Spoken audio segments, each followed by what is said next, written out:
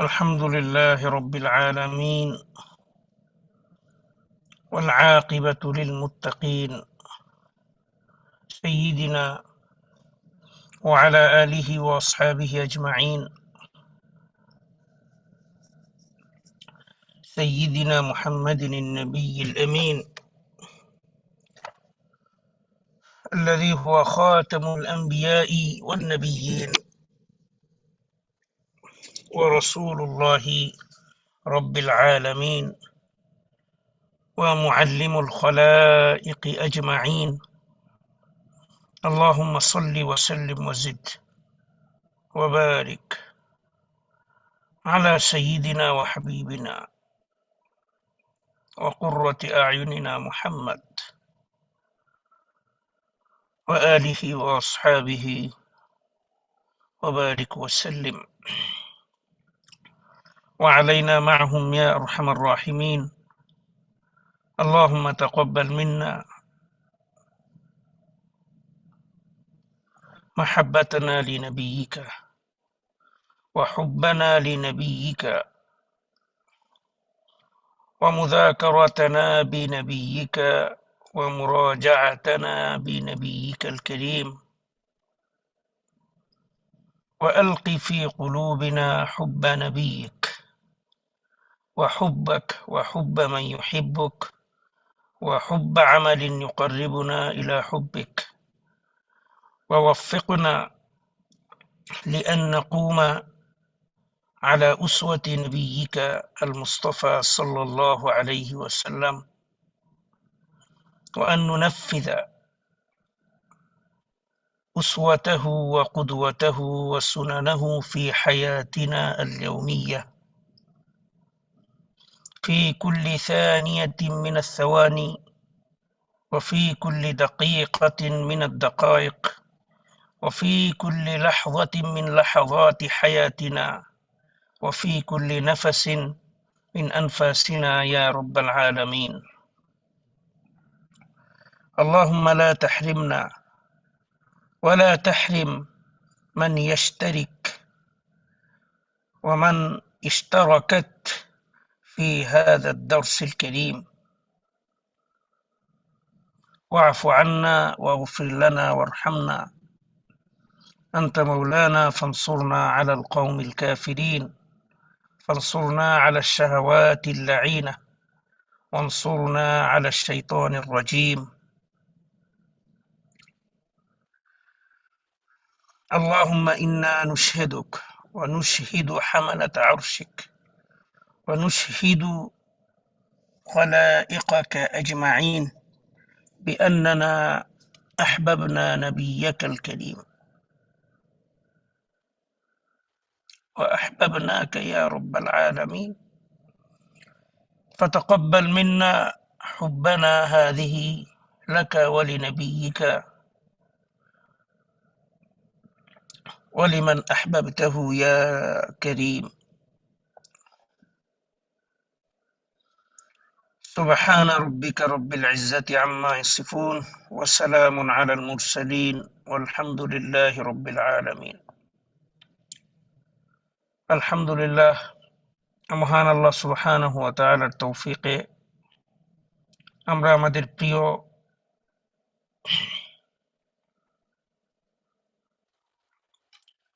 নবীজি সাল্লাল্লাহু আলাইহি ওয়াসাল্লামের ধারাবাহিক সিরাতের শেষ পর্যায়ে চলে এসেছি সিরাত এর কোনো শেষ নেই এটা বরং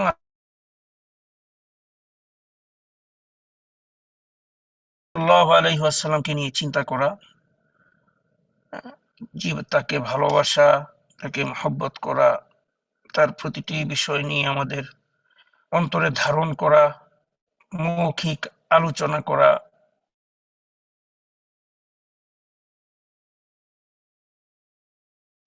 একাডেমিক একটা অধ্যায় ছিল আমাদের এর উপর ভিত্তি করে আমরা আমাদের বাকি জীবনটা কাটাবো বাকি জীবনে নবীজি সাল্লাল্লাহু আলাইহি ওয়াসাল্লামের সিরাতের প্রতি আরো বেশি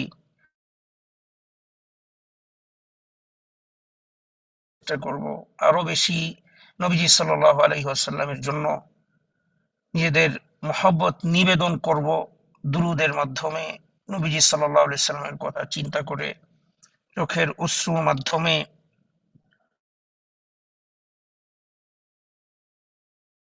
নিজেদের জীবনে ধারণ করার মাধ্যমে এবং তার খাঁটি উম্মতি হওয়ার প্রচেষ্টার মাধ্যমে। আল্লাহ সুবহানাহু ওয়া তাআলা আমাদেরকে তৌফিক দান করেন। এই জন্য কোর্স যদিও শেষ হচ্ছে, কিন্তু প্রিয় নবীজি সাল্লাল্লাহু আলাইহি ওয়াসাল্লামকে নিয়ে আমাদের চিন্তার বিষয়টার সূচনা, একাডেমিক সূচনা, একটা মাইল ফলক শুধুমাত্র, যে আমরা কিভাবে নবীজির সাল্লাল্লাহু আলাইহি সাল্লামের সিরাত থেকে উপকৃত হতে পারি। একজন খাঁটি উম্মতি তার প্রতিটা লাইফের প্রতিটা অংশ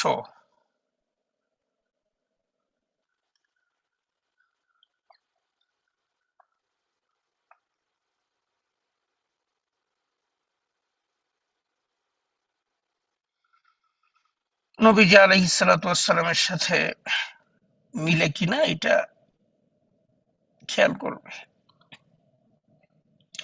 জীবনের প্রতিটা সেকেন্ড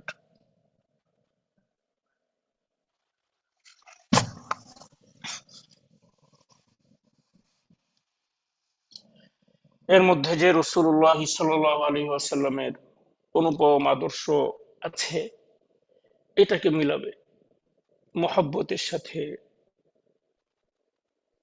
অত্যন্ত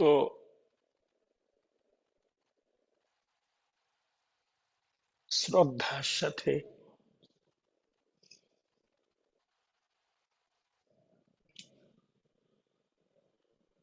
মানুষের যেমন কোটি টাকা সম্পদ হারিয়ে গেলে যে ভাই খুঁজতে থাকে,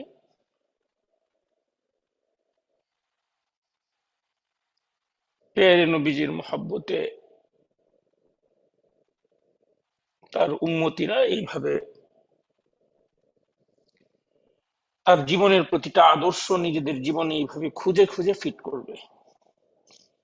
আজ তো ফেতনার সময় তো মানুষ ইউরোপ, আমেরিকা, ইহুদি খ্রিস্টানদের সভ্যতাকে আঁকড়ে ধরেছে, কিন্তু নবীর উম্মতি যারা, তাদের কাজ হচ্ছে যে আমার নবী এই কাজটা কিভাবে করতেন, এইভাবে কিভাবে তিনি শিখিয়েছেন, তার সিরাত থেকে আমরা কি পাই, এটাকে সবসময় তালাশ করবে এবং নিজের জীবনটাকে নবীজি আলাইহিস সালাতু ওয়াস সালামের জীবনের সাথে, তার নির্দেশনার সাথে মহব্বতের মাধ্যমে, শ্রদ্ধার মাধ্যমে মিলাবে। আর নবীজি আলাইহিস সালাতু ওয়াস সালামের মহব্বত, ভালোবাসার নিবেদন করবে চোখের পানির মাধ্যমে, মহব্বতকে অনুভব করার মাধ্যমে, দুরুদের মাধ্যমে। সাল্লাল্লাহু আলাইহি ওয়া আলিহি ওয়া আসহাবিহি ওয়া বারাকা ওয়াসাল্লাম। সিরাতের যে অধ্যায়টাতে আজকে আমরা আলোচনা করব, এই আলোচনাটা আমি বেশি করতে পারি না, বা এখানে বেশি চিন্তাও করতে পারি না, চিন্তা করিও না, এবং এটা দ্রুত চলে যায়। কারণ সিরাতের ধারাবাহিকভাবে যে কিতাবাদির মধ্যে শেষের যে আলোচনাটা, এটা অনেক কষ্টকর। রাসূলুল্লাহ সাল্লাল্লাহু আলাইহি ওয়াসাল্লামের এই পৃথিবী থেকে বিদায়ের যে মুহূর্ত, সিরাতের শেষ অধ্যায়, যদিও এখানে আমাদের জন্য অনেক কিছু বোঝা এবং ওখানে অনেক তথ্য উপাত্ত আমাদের অনুসরণীয় অনেক কিছু আছে, কিন্তু এই অধ্যায়টা যে কোনো উন্মতির জন্য কষ্টকর।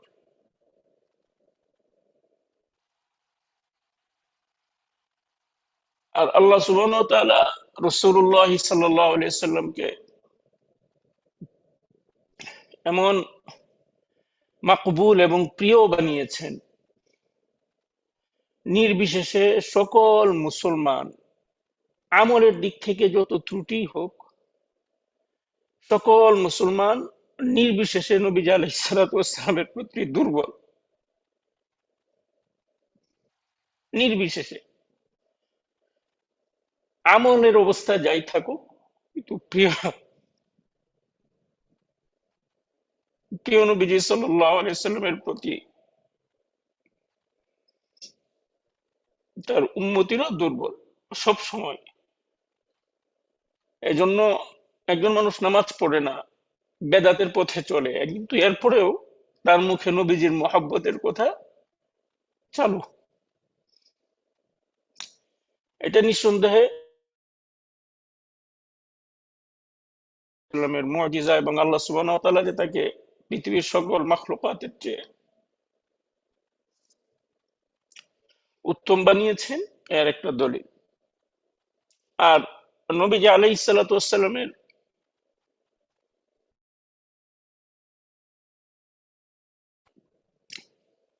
এর মাধ্যমই হচ্ছে তাকে অনুসরণ করা, তার শরীয়ত বুঝা, তিনি যেভাবে নির্দেশনা দিয়েছেন, আইম্মায়ে কেরাম সাহাবায়ে কেরাম যেভাবে আমাদের কাছে পৌঁছিয়েছেন, তা হুবহু অনুসরণ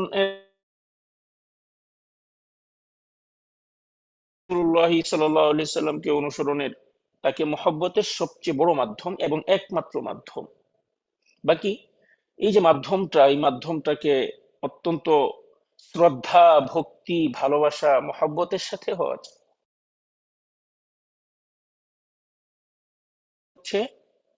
আমরা এই মহামানব সম্পর্কে জেনে তিনি কিভাবে এই কাজটা করতেন, এই সিচুয়েশনটার মধ্যে তিনি কি চিন্তা করতেন, একজন মানুষের প্রতি তার অন্তরের দরদ ভালোবাসাটা কেমন ছিল, এই বিষয়গুলো নিজের জীবনে ধারণ করা। সিরাতের কাজই হচ্ছে এটা। শরীয়ত তিনি কিভাবে বুঝাইতে চাচ্ছেন, আল্লাহ সুবহানাহু ওয়া তাআলার সাথে তার সম্পর্কটা কেমন, তিনি আল্লাহ সুবহানাহু ওয়া তাআলার সাথে বান্দা হিসেবে কেমন, তিনি আল্লাহ সুবহানাহু ওয়া তাআলার কোনো একটা হুকুম বর্ণনা করার ক্ষেত্রে কিভাবে বলছেন, কি বিশ্বাসের সাথে বলছেন, এই বিষয়গুলোর খুঁটিনাটি সবকিছু পুঙ্খানুপুঙ্খানুভাবে বুঝা, শোনা এবং আমল করাই হচ্ছে আসলে সিরাতের লক্ষ্য উদ্দেশ্য। নবীজি আলাইহিস সালাতু ওয়াস সালামের সিরাত তার উম্মতির শুধু কিতাবাদির মধ্যেই থাকবে না, বরং তাদের উম্মতির তার উম্মতির ঠুটে থাকবে, এ টু জেড, শুরু থেকে শেষ পর্যন্ত বলে দিতে পারে নবী আলাইহিস সালাম এই বছর বয়সে এটা হয়েছে, নবুয়তের এত বছর বয়সে এটা হয়েছে, এটা হয়েছে, এই যে বিষয়গুলো, এগুলো হচ্ছে নবী আলাইহিস সালাতু ওয়াস সালামকে ভালোবাসার একটা সবচেয়ে বড় ভালোবাসা, মহব্বত নিবেদনের একটা মাধ্যম। এমন যেন না হয় একজনকে আমি মহব্বত করি কিন্তু তার নাম জানি না, তার বাড়ি জানি না, তার ঠিকানা জানি না, বরং মানুষ যে যাকে যত মহব্বত করে তার সম্পর্কে তত বেশি জানে, তার প্রতিটা খুঁটিনাটি আচরণ সে খেয়াল করে, যে কোন কথাটা না জানি সে রাগ হয়ে যায়, হ্যাঁ, তার কষ্ট হয়। তো মুসলমানেরও নবীজি আলাইহিস সালাতু ওয়াস সালামের সম্পর্কটা হচ্ছে এরকম, যে কোন কাজটা নবীজি কিভাবে করতেন, এটা এইভাবে না করলেই তো নবীজি আলাইহিস সালাতু ওয়াস সালাম কষ্ট পাবেন। এই জন্য আমাদের জীবনকে সাজাতে হবে পেয়ারে নবী মুহাম্মদুর রাসূলুল্লাহ সাল্লাল্লাহু আলাইহি সাল্লামের জীবন ধারাতে। আজ আমাদের ওই ইসনাদের, পুরুষ একাডেমি ইসনাদের এক ভাই আজ সকালে নবীজি আলাইহিস সালাতু ওয়াস সালামকে ওনার স্বপ্নে দেখার তৌফিক হয়েছে। তো আমাকে এই এক এক দুই ঘন্টা আগে শোনাচ্ছিলেন, যেন একটা মাঠের মধ্যে নবীজি আলাইহিস সালাতু ওয়াস সালামের সাথে আরো কিছু মানুষ আছেন, স্টেজে বসা সাহাবায়ে কেরাম মনে হয় তারা, তো সবাই নবীজিকে দেখার জন্য যাচ্ছে। তো উনি অর্ধেক চেহারা দেখেছেন, এবং পরে জিজ্ঞাসা করলাম কি পোশাক ছিলেন নবীজি পরিহিত, জুব্বা পরা না? পরে বলতেছেন হ্যাঁ, নবীজি আলাইহিস সালাতু ওয়াস সালাম জুব্বা পরা অবস্থায় ছিলেন এবং মাথায় পাগড়ি ছিল। তো অনেক মানুষ যারা নবীজি আলাইহিস সালাতু ওয়াস সালামকে স্বপ্নে দেখেছে, সরাসরি তাদের থেকে বর্ণনা, যে তারা সবাই নবীজি আলাইহিস সালাতু ওয়াস সালামকে জুব্বা পরিহিত অবস্থায় দেখেছে। আমাদের এক সাথী ভাই মাওলানা মুফতি হাসানুর রহমান, ঢাকা ওনার মাদ্রাসা আছে, উনি আমার সাথে পড়েছেনও, আবার আমরা একসাথেই পড়েছি, আবার পরবর্তীতে ইলমুল কেরাতের ক্ষেত্রে উনি আমার ছাত্র হয়েছেন। তো ইজাজাও নিয়েছেন। তো ওনার বাবা একজন ওই ঢাকা কোনো এক বড় ব্যাংকের ব্যাংকার ছিলেন, কিন্তু এমনি খুব বুজুর্গ মানুষ ছিলেন, চরমনায়ের মুরিদ ছিলেন। আল্লাহর এই বান্দা তার সন্তানাদিরা কখনো যদি এই পাঞ্জাবি পড়তো, পাঞ্জাবি উনি কখনো বানাইয়া দিতেন না, মানে খুব রাগ করতেন। ওনার সব সময় বাচ্চাদেরকে মাদ্রাসায় পড়াইছে, মাদ্রাসায় পড়লে তো অনেকে পাঞ্জাবিও পড়ে, কিন্তু উনি সব সময় জুব্বা পড়াইতেন এবং এটা তার আদেশ ওসিয়ত ছিল। তো একদিন মানে এই ব্যাপারে উনি খুব কট্টর ছিলেন, শরীয়তের এই পোশাক আশাকের ব্যাপারে আসলে তো এত মানে পাঞ্জাবি এটাতে ছাড় আছে, সমস্যা নেই, কিন্তু উনি জুব্বার উপরে খুব বেশি তাকিদ দিতেন, আমাদেরকেও দিতেন। মাদ্রাসায় যখন আসতেন আমাদের সাথে খুব মিশতেন, খুব গল্প করতেন। পরে একদিন আমি জিজ্ঞাসা করলাম, কাকা কি ব্যাপার, আপনি পাঞ্জাবি পরাও তো সমস্যা নেই, জায়েজ আছে, কিন্তু আপনি সবসময় জুব্বার উপরে এমন তাকিদ দেন কি? তো আল্লাহর এই বান্দা কেঁদে কেঁদে বলতেছে যে দেখো, এই পর্যন্ত যে কয়বার নবীজি আলাইহিস সালামকে স্বপ্নে দেখেছি সবসময় হুজুরকে জুব্বা পরিহিত অবস্থায় দেখেছি, এখন আমি তোমারে কেমনে পাঞ্জাবির কথা বলবো, নবীজির পোশাক তো জুব্বা।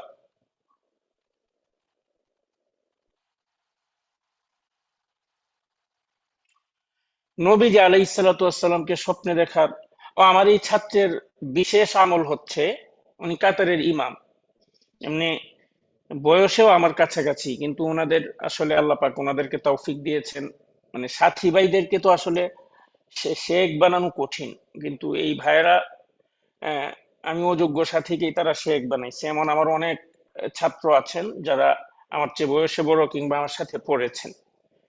তো এই ভাইয়ের নিয়মিত দৈনিক আমল হলো উনি দৈনিক 5 পারা কোরআন পড়েন, প্রত্যেক এক সপ্তাহে ওনার কোরআন খতম হয় এবং এটা নিয়মিত আমল। উনি এই স্বপ্নটা আমাকেই শোনাইছেন সর্বপ্রথম। তো নবীজি আলাইহিস সালাতু ওয়াস সালামকে স্বপ্নে দেখার বিষয়টা তো এটা মুমিনের উম্মতির একটা কামনা, কিন্তু এটা না দেখলে সমস্যা নাই। মহব্বত যত, মহব্বতের মধ্যে বিরহ যদি না থাকে তাহলে এটা মহব্বত হয় না, মহব্বত অনুভব করা যায় না। মহব্বতের মধ্যে বিরহ থাকতে হয়। এই জন্য আল্লাহর অনেক বান্দারা ওই উমরা করতে এত ভালোবাসেন না, এই মহব্বতের বিরহের জন্য। মহব্বতের মজার বিষয়টাই হচ্ছে বিরহ ব্যথা। এই জন্য নবীজি আলাইহিস সালাতু ওয়াস সালামকে মানে স্বপ্নে দেখার বিষয়টা এটা আল্লাহ পাক সুবহানাহু ওয়া তাআলা দিলে তো হলো, না দিলে পেরেশানির কিছু নেই। বরং এখানে চাইলে কেউ মহব্বতের বিরহ ব্যথা আরো বেশি অনুভব করে নবীজি আলাইহিস সালাতু ওয়াস সালামকে মহব্বত আরো বেশি করতে পারে। নবীজি আলাইহিস সালাতু ওয়াস সালামের সাথে সাক্ষাৎ হবে বাসর রাতে। বাসর রাত কোথায়? মুমিনের, মুমিনের বাসর রাত হচ্ছে কবর। হাদিসের মধ্যে এসেছে মুমিন বান্দাবান্দিকে কবরে রেখে তখন ফেরেশতারা সুয়াল জবাব করার পরে যাবে, নামকা নাউমাতিল আরুস, নবদম্পতির মতো তুমি শান্তিতে ঘুমাইতে থাকো। এই জন্য মুমিনের কবর হচ্ছে মুমিনের বাসর রাত, মুমিন মুমিনার বাসর রাত হচ্ছে কবর। তো সেই রাত্রে নবীজি আলাইহিস সালাতু ওয়াস সালামের সম্পর্কে সর্বশেষ প্রশ্ন করা হবে, 3 প্রশ্নের শেষ প্রশ্ন, মান নাবিয়ুকা। কোন কোন বর্ণনায় এসেছে নবীজি আলাইহিস সালাতু ওয়াস সালামকে দেখিয়ে প্রশ্ন করা হবে, তখন যেন আমাদের জবান বন্ধ না থাকে। অন্তত এতটুকু বলা যায়, নবীজি আলাইহিস সালাতু ওয়াস সালামের সাথে নিজেদের সম্পর্কটাকে এমন বানানো যায় যে তার সম্পর্কে আমি সব জানি, অতএব যদিও আমি দেখিনি, কিন্তু কিতাবের পাতায় পড়ে তাকে যেন আমার নবীজির চেহারা, আখলাক, পুরো সিরাত যেন আমাদের এমন ভাবে অন্তরে বদ্ধমূল থাকে, ফেরেশতারা যখন এই প্রশ্ন করবে যে নবীজি আলাইহিস সালাতু ওয়াস সালাম কে, তখন যেন ফেরেশতারা এই প্রশ্ন করারই আসলে সুযোগ না পান। আরে আমার নবী সম্পর্কে তুমি জিজ্ঞাসা করতেছো, নবীজি সম্পর্কে জিজ্ঞাসা করতেছো, এটা কি কোনো জিজ্ঞাসার কোনো বিষয় হলো নাকি? কারণ একজন প্রেমিকের কাছে যদি তার প্রেমাস্পদ সম্পর্কে জিজ্ঞাসা করা হয়, তো এটা তো বেয়াদবি। আমার প্রেমাস্পদ সম্পর্কে তুমি জিজ্ঞাসা করতেছো সে দেখতে কেমন, তবিয়ত কেমন, আখলাক কেমন, এটা তো হয় না। তো নবীজি আলাইহিস সালাতু ওয়াস সালামের সাথে আমাদের সম্পর্কটা করতে হবে এরকম, যাদের স্বপ্নে দেখার তৌফিক হয়, হ্যাঁ, তারা আরো বেশি আগাবে। পরে ওই ছাত্রকে আমল দিলাম যে আপনার এখন এটার আহ, এত বড় সৌভাগ্য আল্লাহ পাক দিছেন, এখন অনুষ্ঠান কি করবেন? অনুষ্ঠান হলো এক মাসের মধ্যে কমপক্ষে 1 লাখ দুরূদ পড়বেন নবীজি আলাইহিস সালামের প্রতি, যে আল্লাহ পাক আপনাকে এই পুরস্কার দিয়েছেন, এই জন্য 1 লাখ দুরূদ পড়েন। তো যাদের সম্পর্ক দেখার সুযোগ হয় তারা এটাকে হাইড রাখবো, এটাকে গোপন, এগুলো গোপন রাখার বিষয়, এগুলো বলার বিষয় না। এবং নবীজি আলাইহিস সালাতু ওয়াস সালামের প্রতি আরো বেশি মহব্বত এর সাথে চলার চেষ্টা করব। আর যাদের দেখার তৌফিক হচ্ছে না তারা পেরেশান হব না, তারা পেরেশান না হয়ে নবীজি সাল্লাল্লাহু আলাইহি সাল্লামের বিরহ ব্যথা আরো বেশি ভাবে অনুভব করব। আল্লাহ সুবহানাহু ওয়া তাআলা আমাদেরকে তৌফিক দান করেন। আল্লাহ, তো সিরাতের শেষ অধ্যায় রাসূলুল্লাহ সাল্লাল্লাহু আলাইহি সাল্লাম পৃথিবী থেকে চলে যাওয়ার, এটা যে কোনো মুমিনের জন্য অনেক কষ্টকর, অনেক পেরেশানি। এই জন্য এই জায়গায় আমি বেশিক্ষণ থাকতে চাই না, আমার এটা ভালো লাগে না। নবীজি এমনিতে অবশ্য নবীজি সাল্লাল্লাহু আলাইহি ওয়াসাল্লামের জন্ম যেমন পৃথিবীর জন্য রহমত, তার তিরোধান পৃথিবী থেকে স্থানান্তর হয়ে আলমে বরজখের জগতে যাওয়াটাও এটা উম্মতের জন্য রহমত। একমাত্র একমাত্র মহামানব যার প্রতিটা বিষয় উম্মতের জন্য রহমত। তার জন্মটা কিভাবে রহমত এটা তো সবার কাছে সুস্পষ্ট। তো তার তিরোধান এটা কিভাবে রহমত, যে নবীজি আলাইহিস সালাতু ওয়াস সালামের তিরোধানের কারণেই তো এই উম্মতে ইসলাম, হ্যাঁ, তারা উলামায়ে ইসলাম উম্মতে মুহাম্মদী সাল্লাল্লাহু আলাইহি ওয়াসাল্লাম এত বেশি সৌভাগ্যের তৌফিক হয়েছে। কারণ নবীজি আলাইহিস সালাতু ওয়াস সালামের এই রেখে যাওয়া ইলম আমলের মিরাস, এটার উত্তরাধিকারী তো উলামায়ে কেরাম। তো আল্লাহ সুবহানাহু ওয়া তাআলা আহ, তাদের মাধ্যমে, নবীজি আলাইহিস সালাতু ওয়াস সালামের তিরোধানের মাধ্যমে এই উম্মতি মুহাম্মদীর উলামা, উম্মতি মুহাম্মদীর আহ, মুসলিমাকে এইভাবে সম্মানিত করেছেন, যারা তাদের জীবনকে নবীজি সাল্লাল্লাহু আলাইহি সাল্লামের রেখে যাওয়া সেই মিরাসের সাথে, সেই সম্পত্তির সাথে ইলম ও আমলের নিজের জীবনকে মিলাতে পারবে। তবে এই বিষয়টা কষ্টকর, এই বিষয়টা অনেক বেশি কষ্টকর মুমিনের জন্য। রাসূলুল্লাহ সাল্লাল্লাহু আলাইহি সাল্লামের পৃথিবী থেকে চলে যাওয়ার মুহূর্তে হযরত ওমরের মতো এত কঠিন এবং শক্ত ইসলামী হুকুম আহকামের ক্ষেত্রে এই মানুষ তরবারি বের করে বলতেছেন, যে বলবে মুহাম্মদ মারা গেছে তাকে আমি তরবারি দিয়ে হত্যা করব। এমন কঠিন পরিস্থিতি হয়েছিল। তো এটা দুনিয়ার নিজাম হিসেবে রাসূলুল্লাহ সাল্লাল্লাহু আলাইহি সাল্লাম তো দুনিয়া থেকে গিয়েছেন। বাকি আলামে বারজাখের জীবনটা নবীদের অন্যান্য মানুষের সাথে কিছু ব্যবধান হয়। বাকি তারা আলামে বারজাখে, দুনিয়া হিসেবে তারা দুনিয়া থেকে তিরোধান পেয়েছেন, দুনিয়া থেকে গিয়েছেন, কিন্তু তাদের জীবনটা তারা কবরে জীবিত। আল আম্বিয়াউ আহিয়াউন ফি কুবুরিহিম, এই মাসআলা নিয়ে ইখতিলাফ, অনেকে অনেক রকমের কথাবার্তা বলেছে, কিন্তু এখানে সহি কথা হচ্ছে নবীজি আলাইহিস সালাতু ওয়াস সালাম, হ্যাঁ, আল আম্বিয়াউ ফি কুবুরিহিম ইউসাল্লুন, তারা তাদের কবরের মধ্যে নামাজ পড়েন। তো তাদের জীবনটা এটা ভিন্ন। তারা যদিও এই দুনিয়ার জীবন থেকে তারা ঊর্ধ্বে, দুনিয়ার জীবন থেকে চলে গেছেন। আবার নবীরা যেহেতু কবরে জীবিত, হ্যাঁ, এই জন্য এই বিষয়টাকে নিয়ে কিছু মুসলমান নবীজির মহব্বতে বাড়াবাড়িও করেছেন শরীয়তের বাইরে যে, যেমন নবীজি আলাইহিস সালাতু ওয়াস সালামকে হাজির নাজির মানা, মানে তিনি মিলাদ মাহফিলে, দুরুদের মাহফিলে, আহ, যেখানে নবীজির নিয়ে আলোচনা হয় এখানে উপস্থিত হন, ইত্যাদি ইত্যাদি, এগুলো সব সব কোনোটাই সঠিক নয়, সবগুলোই ঝামেলা।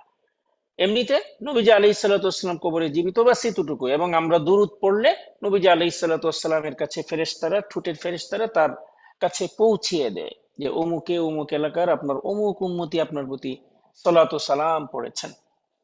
এবং যারা মদিনার রওজাতে গিয়ে সালাম দেন, নবীজি আলাইহিস সালাতু ওয়াসসালাম তাদের সালামের জবাব, এমনি তো অন্য যে কোনো মুসলমানও সালামের জবাব দিতে পারে। এই জন্য আলামে বারজাখের এই বিষয়গুলো নিয়ে বাড়াবাড়ি না করা, সহিহ আকীদার সাথে যতটুকু আমাদের কাছে এসেছে এতটুকুর, এর বাহিরে না যাওয়া, এই বিষয়টা নিয়ে বাড়াবাড়ি না করা। তো নবীজি আলাইহিস সালাতু ওয়াসসালাম তার তিরোধানের মাধ্যমে আমাদের কাছে তার হাদিয়া রেখে গেছেন, সম্পত্তি রেখে গেছেন, ইলম এবং আমলের সম্পত্তি। এজন্য আমাদের যদিও অনেক কষ্ট হবে এই আলোচনাগুলো, নবীজি আলাইহিস সালাতু ওয়াসসালামের তিরোধান নিয়ে চিন্তা করা, আমরা আসলে আর কতটুকু কষ্ট অনুভব করব, এরপরেও যতটুকু হয় এটা তো হবে। কিন্তু এই দুনিয়ার জীবনটা নবীজির শিক্ষা অনুযায়ী নশ্বর। এই যে নশ্বর পৃথিবী, এটা ক্ষণস্থায়ী, এখানে নেজামি হচ্ছে, এখান থেকে যেতে হবে। তো এখানে আমাদের করণীয় হচ্ছে যে নবীজি আলাইহিস সালাতু ওয়াসসালামের রেখে যাওয়া সেই মিরাজটাকে হেফাজত করা, তার রেখে যাওয়া এই ওহীর যে মিরাজ, এটাকে কিয়ামত পর্যন্ত আমাদের হেফাজত করতে হবে, আমাদের যুগে হেফাজত করতে হবে, ভালোভাবে জানতে হবে, জেনে সে অনুযায়ী নিজের জীবনকে গড়তে হবে।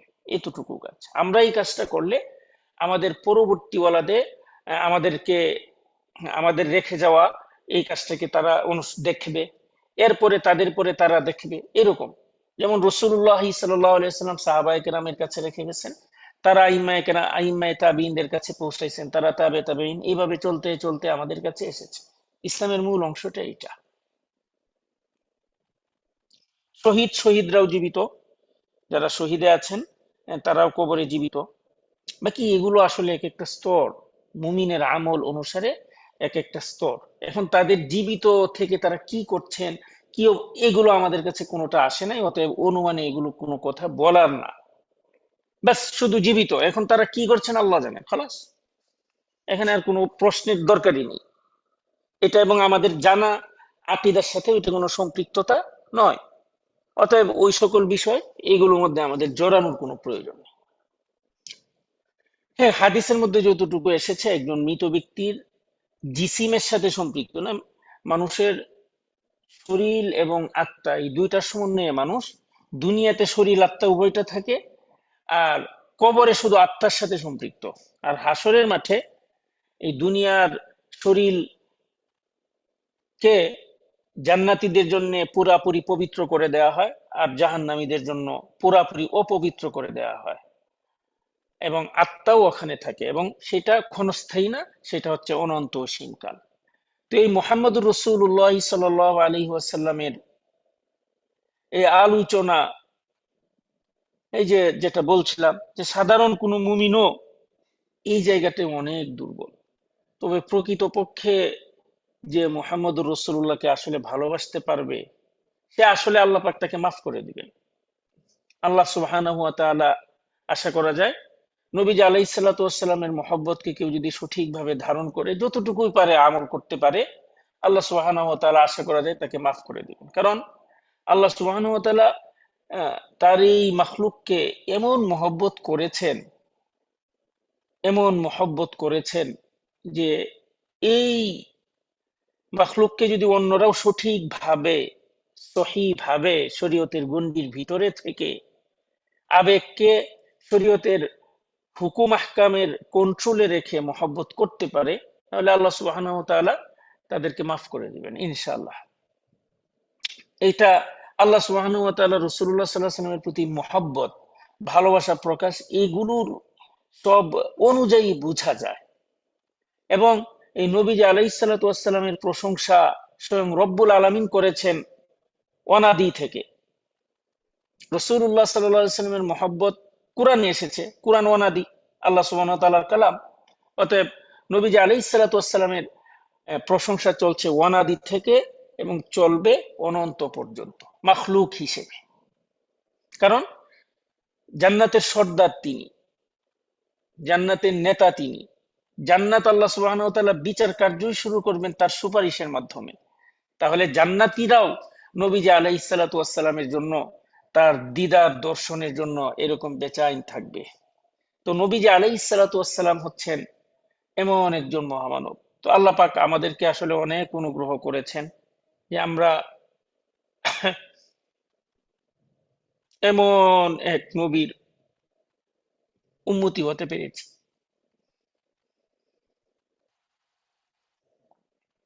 আল্লাহ সুবহানাহু ওয়া তাআলা আমাদেরকে তার প্রকৃত উম্মতি হওয়ার তৌফিক দান করেন। চলেন একটু দেখি শেরে কি বলছে।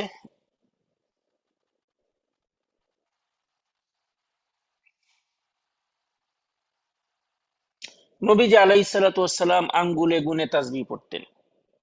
তো আপনিও তাসবিহ আঙ্গুলে গুনে পড়বেন, সমস্যা কি? এক নম্বর কথা। দুই নম্বর কথা, তাসবিহের বিষয়টা শরীয়তে কিছু কিছু জায়গায় গণার কথা এসেছে। এখন কারো আঙ্গুল নাই, সে কি করবে? মানে কাউন্ট করাটা হচ্ছে কথা, কাউন্ট করাটা।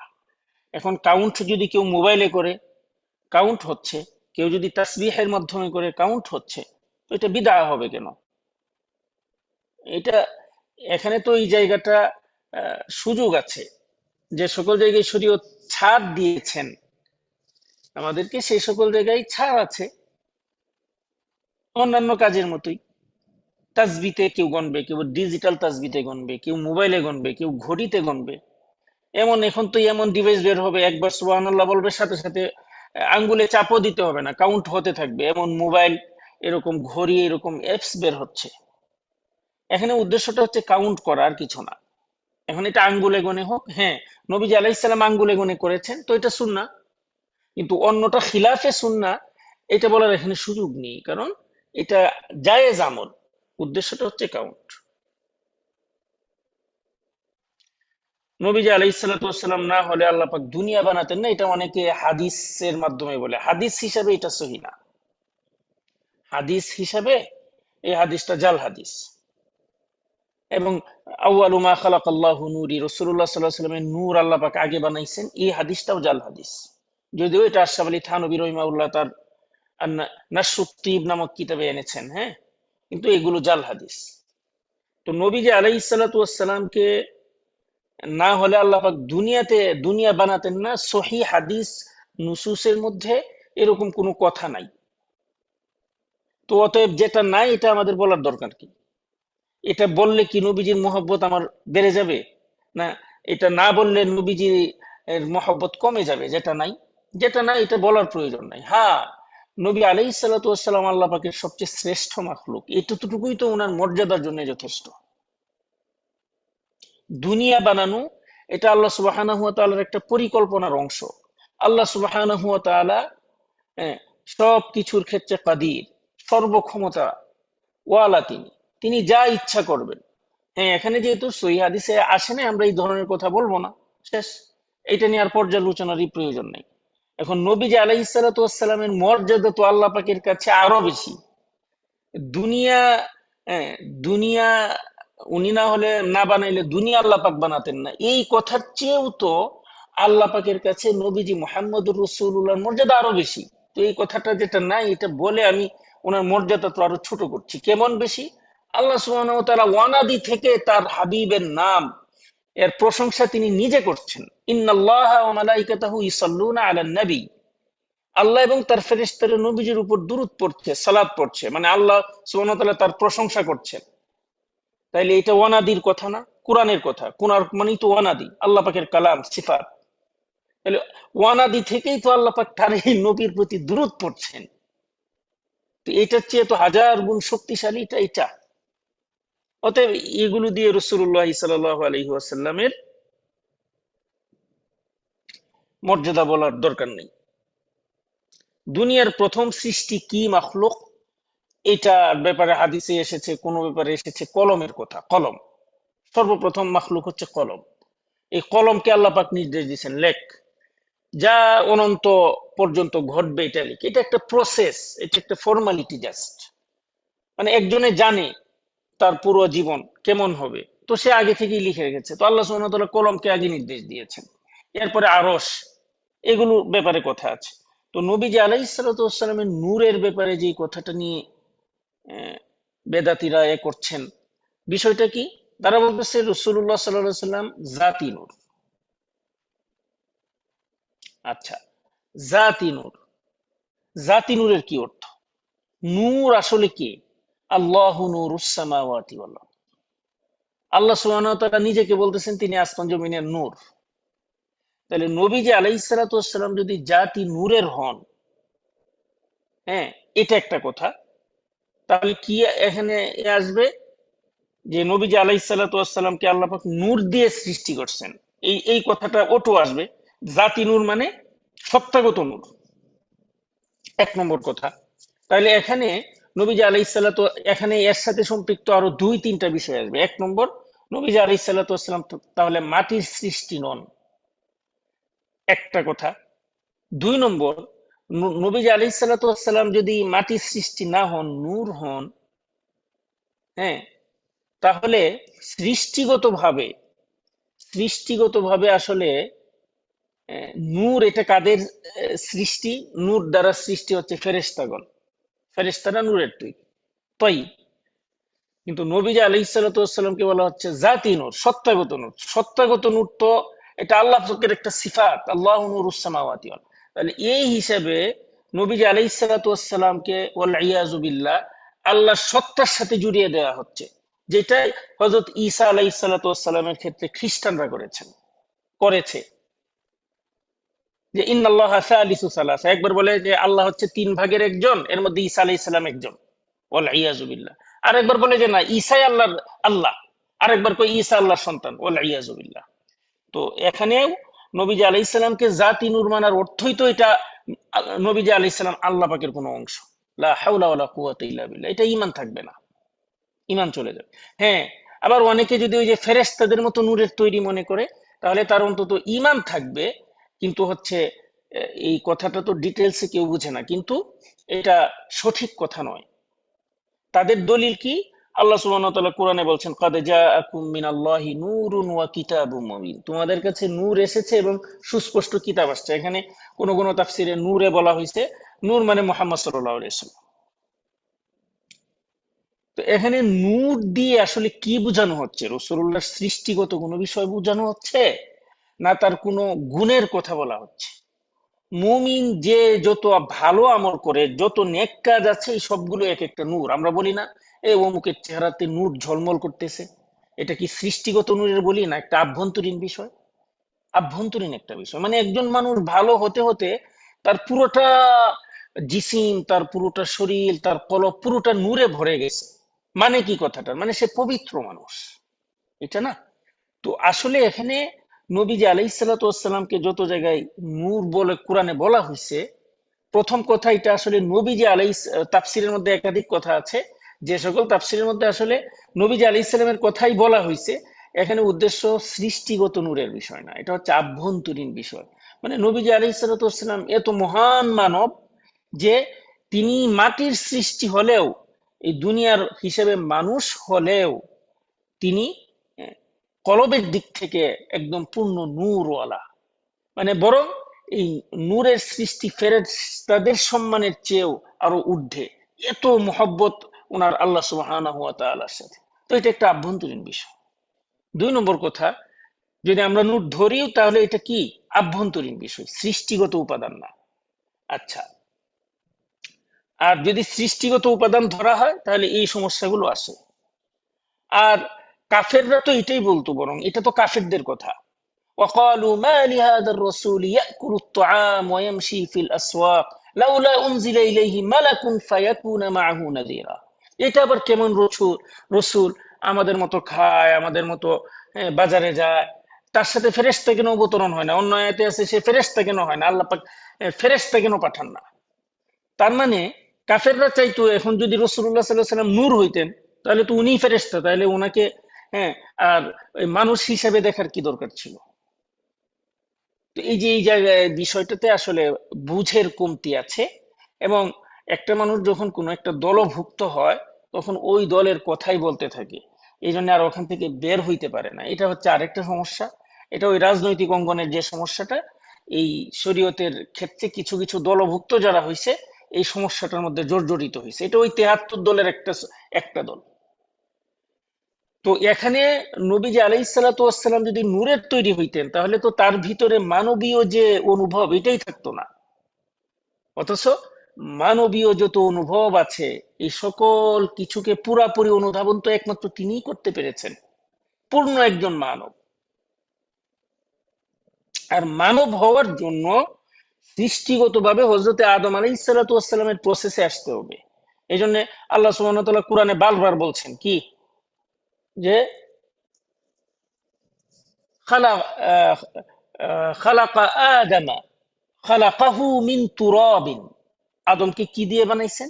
মাটি দিয়ে বানাইছেন। ওয়ালাকাদ খালাকনাল ইনসানা মিন সলসালিন মিন হামাইন মাসনুন, পুরা মাটি দিয়ে বানাইছেন।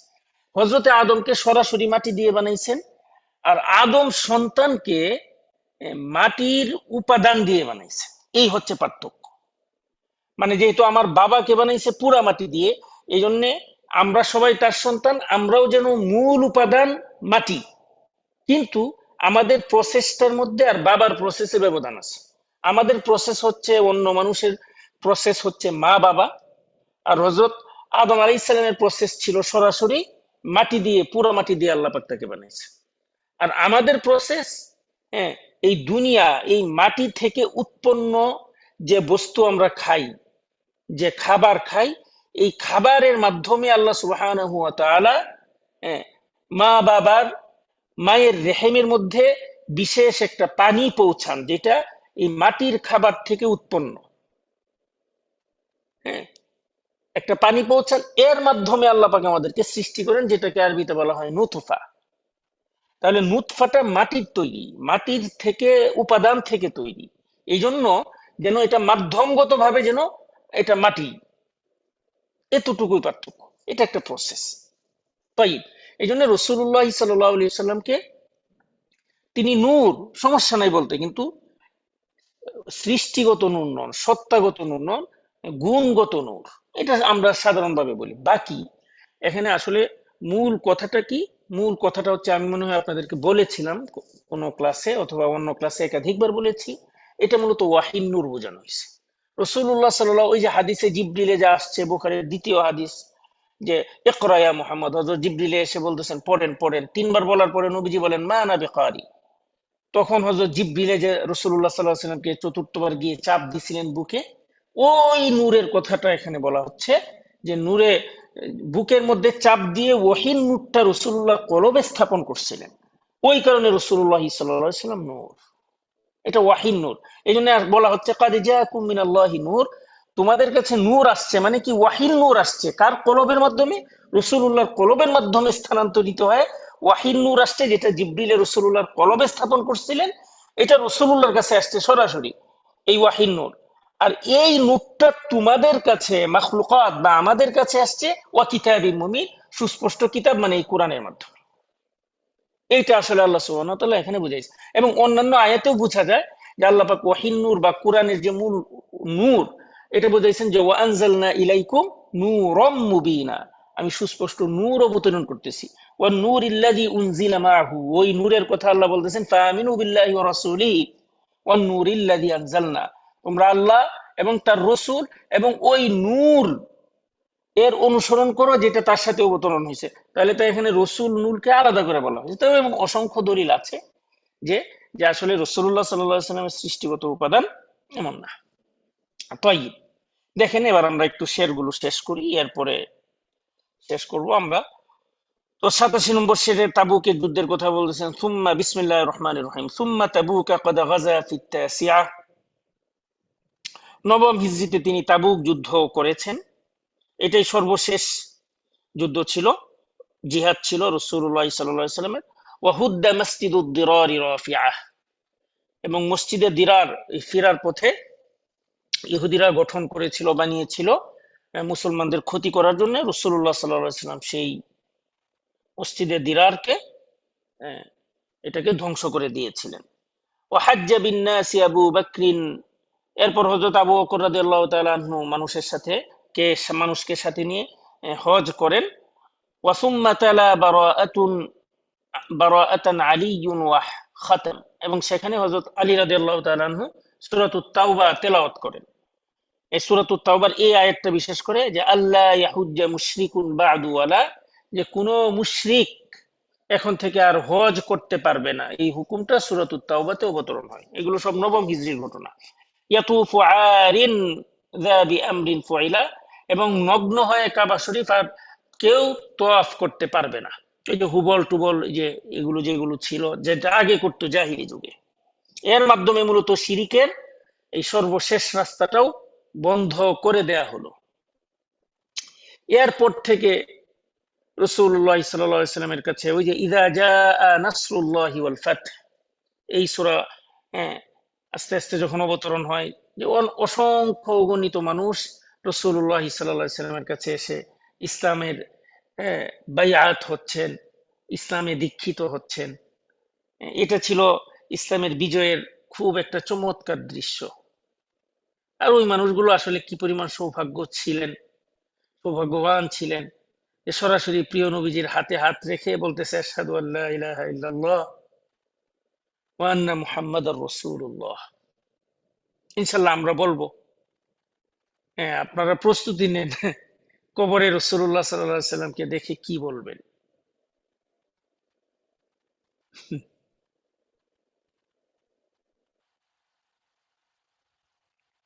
এই জন্য কবর, মৃত্যুর কথা শুনে মুমিনরা খুশি হয়।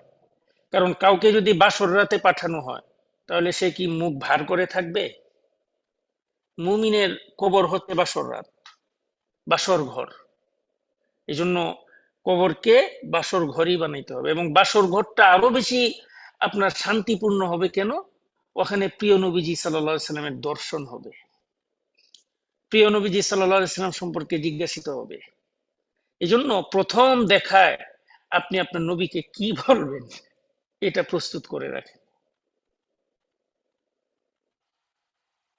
স্বপ্নে দেখার জন্য পাগল হবেন না, বরং এটা অনেক সময় ফিতনার কারণ হয়। হ্যাঁ, স্বপ্নে দেখার পরে নিজের যদি কোনো তাকাব্বুর, হিংসা ইত্যাদি চলে আসে, তাহলে সব আমানি চলে গেল। আবার অনেকে গর্বও করে, আমি নবীজিকে স্বপ্ন দেখছি, মানে আমি কি বিশাল বুজুর্গ, এরকম একটা ভাবসাব আছে। এই জন্য এগুলো বলার বিষয় না। আল্লাহ পাক যদি কাউকে ওইভাবে সুসংবাদ দেন, এই সৌভাগ্য দেন, হ্যাঁ হবে, না দিলেও সমস্যা নেই কোনো। আপনি বিরহ ব্যথা, মহব্বতের ব্যথা, বিরহটাকে অনুভব করেন। আমার কাছে ব্যক্তিগতভাবে মহব্বতের দর্শনের চেয়ে বিরহ ব্যথা অনুভব করতে ভালো লাগে বেশি। এটা এক একজনের তবিয়ত অনুসারে এক এক রকম। এই জন্য এই বিষয়গুলো নিয়ে তাড়াহুড়া করতে নেই, এবং এগুলো কাউকে বলতেও নেই। তো আমাদের প্রস্তুতি নিতে হবে। আমরা ওই তৃতীয় প্রশ্নের প্রথম দুই প্রশ্ন আল্লাহ যদি তৌফিক দেন তো বলতে পারবোই, আল্লাহ পাক যদি তৌফিক দেন তৃতীয় প্রশ্ন তো বলা যাবে, যারা মুমিন হবে বলবে। কিন্তু আপনি অতিরিক্ত কি বলবেন ফেরেশতাদের কাছে? নবীজি আলাইহিস সালাতু ওয়াস সালামের ব্যাপারে যখন প্রশ্ন আসবে, আর কোন কোন রিওয়ায়াতে আসছে তাকে দেখানো হবে, তো দেখানোর পর আপনি কি করবেন?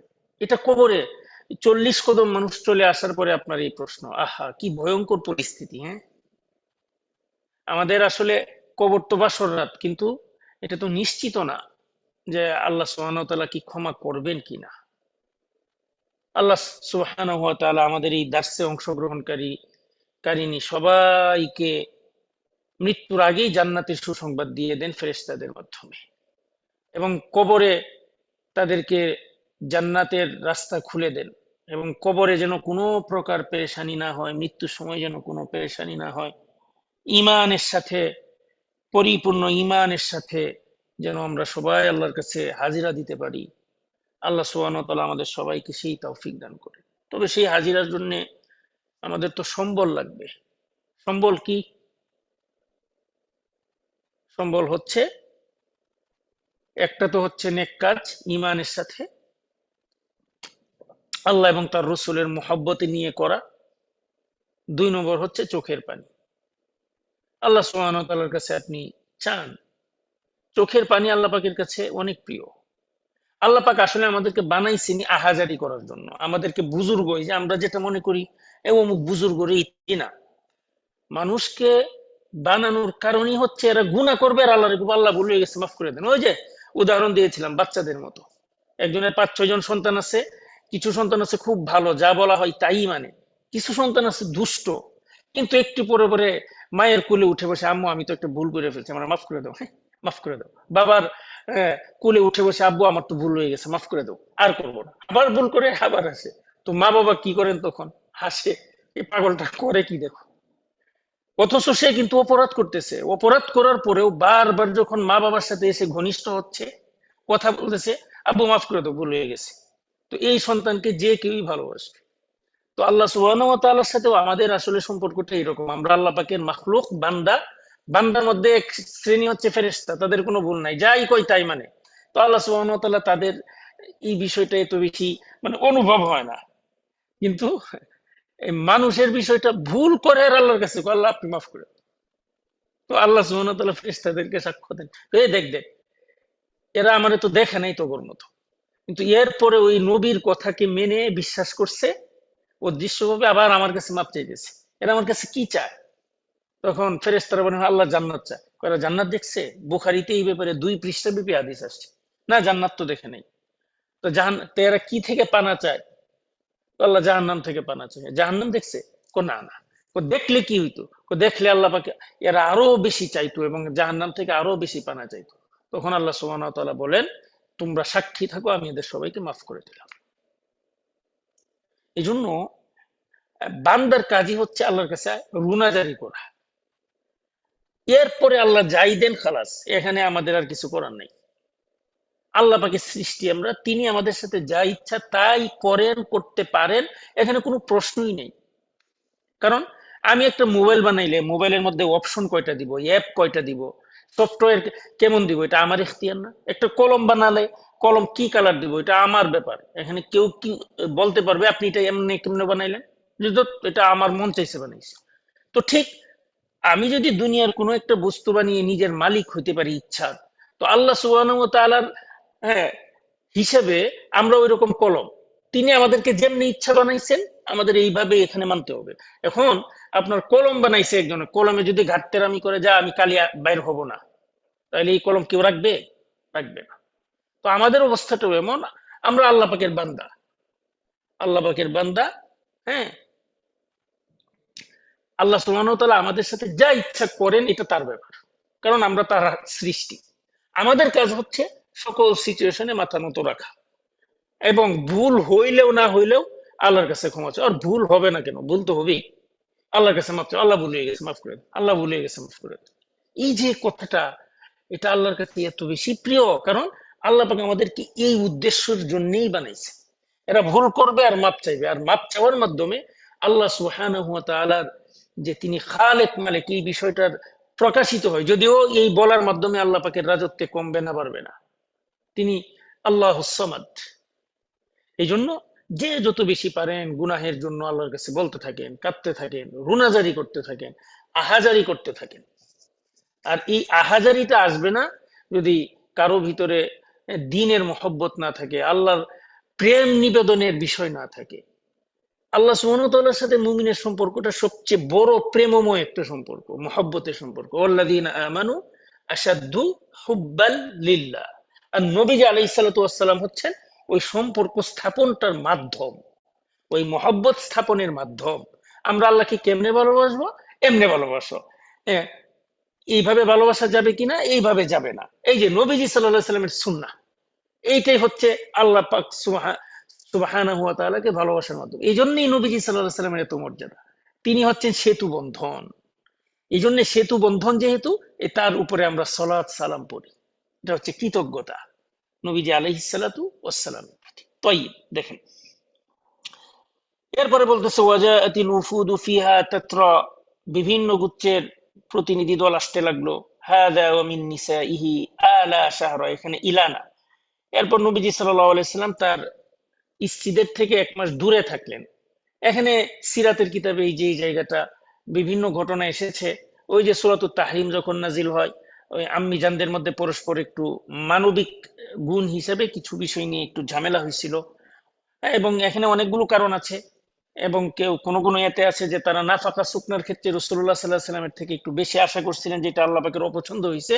এই জন্য তার স্ত্রীদের সাথে 1 মাস রাসূলুল্লাহ সাল্লাল্লাহু আলাইহি ওয়াসাল্লাম দূরে ছিলেন। এখান থেকে প্রিয় বোনেরা, আহ, কিছু কথা আছে, কিন্তু আজকে তো আর সময় নেই, বাকি আমার হাতে আজকে কিছু সময় আছে। হ্যাঁ, এখানে সময় আছে বলতে একটু দূরে আছি, সমস্যা নেই, আরো 5-10 মিনিট করা যাবে। এখানে সংক্ষিপ্তভাবে কথা হচ্ছে, স্বামী যাদের আছে অনলাইন, এটা একটা, আচ্ছা এই আলোচনাটা শেষ করি। তো রাসূলুল্লাহ সাল্লাল্লাহু আলাইহি ওয়াসাল্লাম এইভাবে 1 মাস দূরে থাকার পর ওহী আসছে, পরে আম্মি জানদের সাথে বসছেন যে তোমরা এটা করলে কেন, তখন সবাই তারা মাপ চাইলেন। মাপ চাওয়া এই সূরাতুল আহজাবের শেষে 22 নম্বর পারার শুরু, হ্যাঁ, এবং ওই 21 পারার শেষ থেকে ইয়া নিসা আন নাবিয়্যি লাস্তুন্না কাআহাদিন মিনান নিসা, এই যে এই হেদায়েত গুলো এখানে আসছে। তো এটা এটা ছিল আসলে নবীজি আলাইহিস সালাতু ওয়াস সালামের, হ্যাঁ, তার স্ত্রীদেরকে একটা তারবিয়া করা, একটা তারবিয়ার মাধ্যম। এজন্য যেটা এখান থেকে আমরা নিতে পারি, আমাদের স্বামীরাও যখন তারবিয়া করবে তখন এটাকে মানা চাই।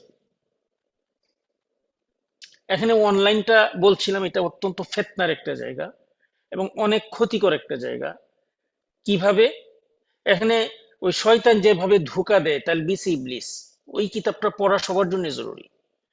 অনলাইনে বর্তমানে অনেকে জড়িয়ে মাশাআল্লাহ পড়ছেন, পড়াচ্ছেন, এটা নিঃসন্দেহে পৃথিবীর সবচেয়ে ভালো কাজ। খায়রুকুম মান তাআল্লামা আল কুরআন ওয়া আল, কিন্তু এর মধ্যে অনেক শয়তান আছে ভালো কাজের কারণে। অনলাইনে কেউ পড়ে একটু শিক্ষিত হয়েছে, 1-2টা কিছু ওনার অর্থ উপার্জন হচ্ছে, পরবর্তীতে এই বিষয়টাকে সামনে এনে স্বামীর সাথে বেয়াদবি করা হয়, স্বামীর উপরে নিজেকে ভাবা হয়।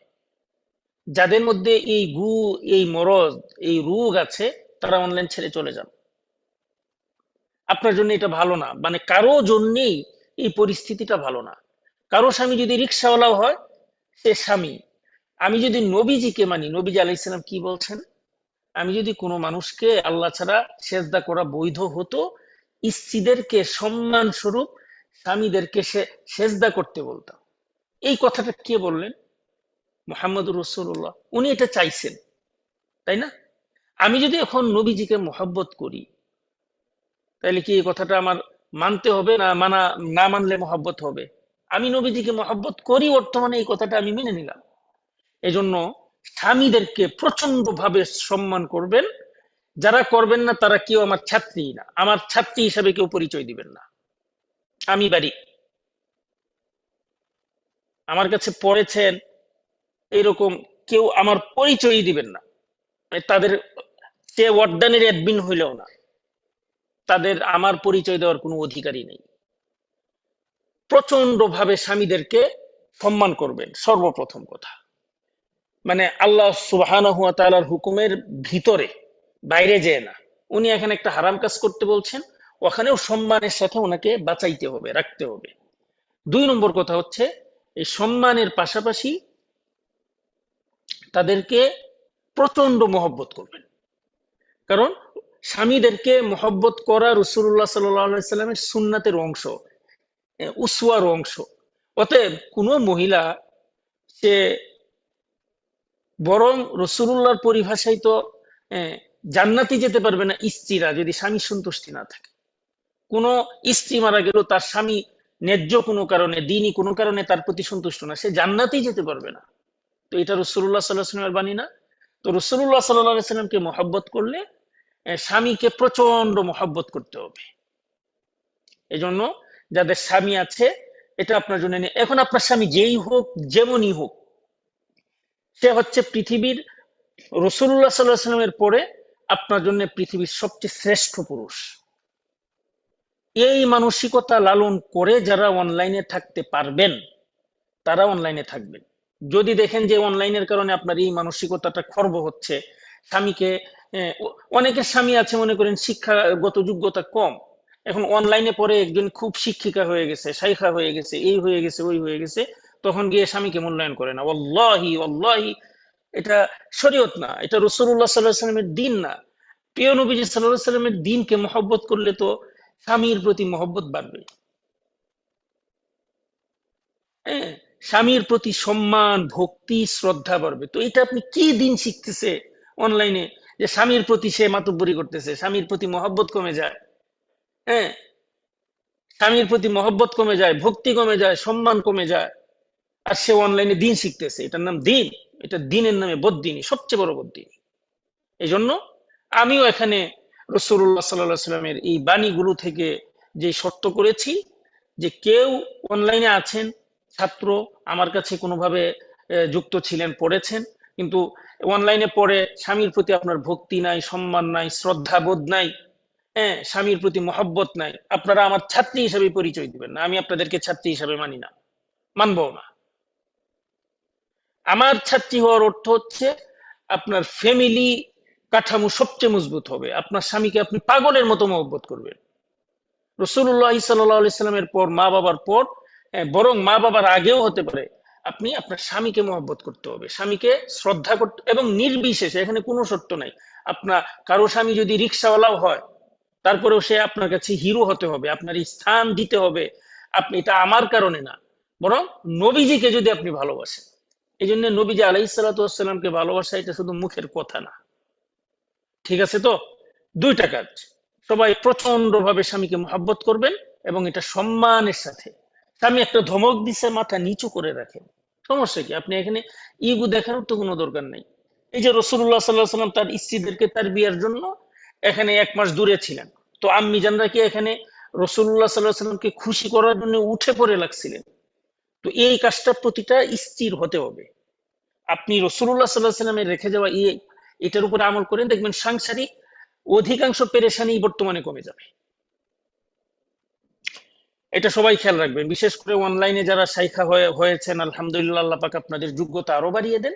কিন্তু এই যোগ্যতা বাড়াতে যে, হ্যাঁ, কেউ নিজেকে, হ্যাঁ, শয়তানের পথে হাঁটা যাবে না, এটা শয়তানের ধোঁকা।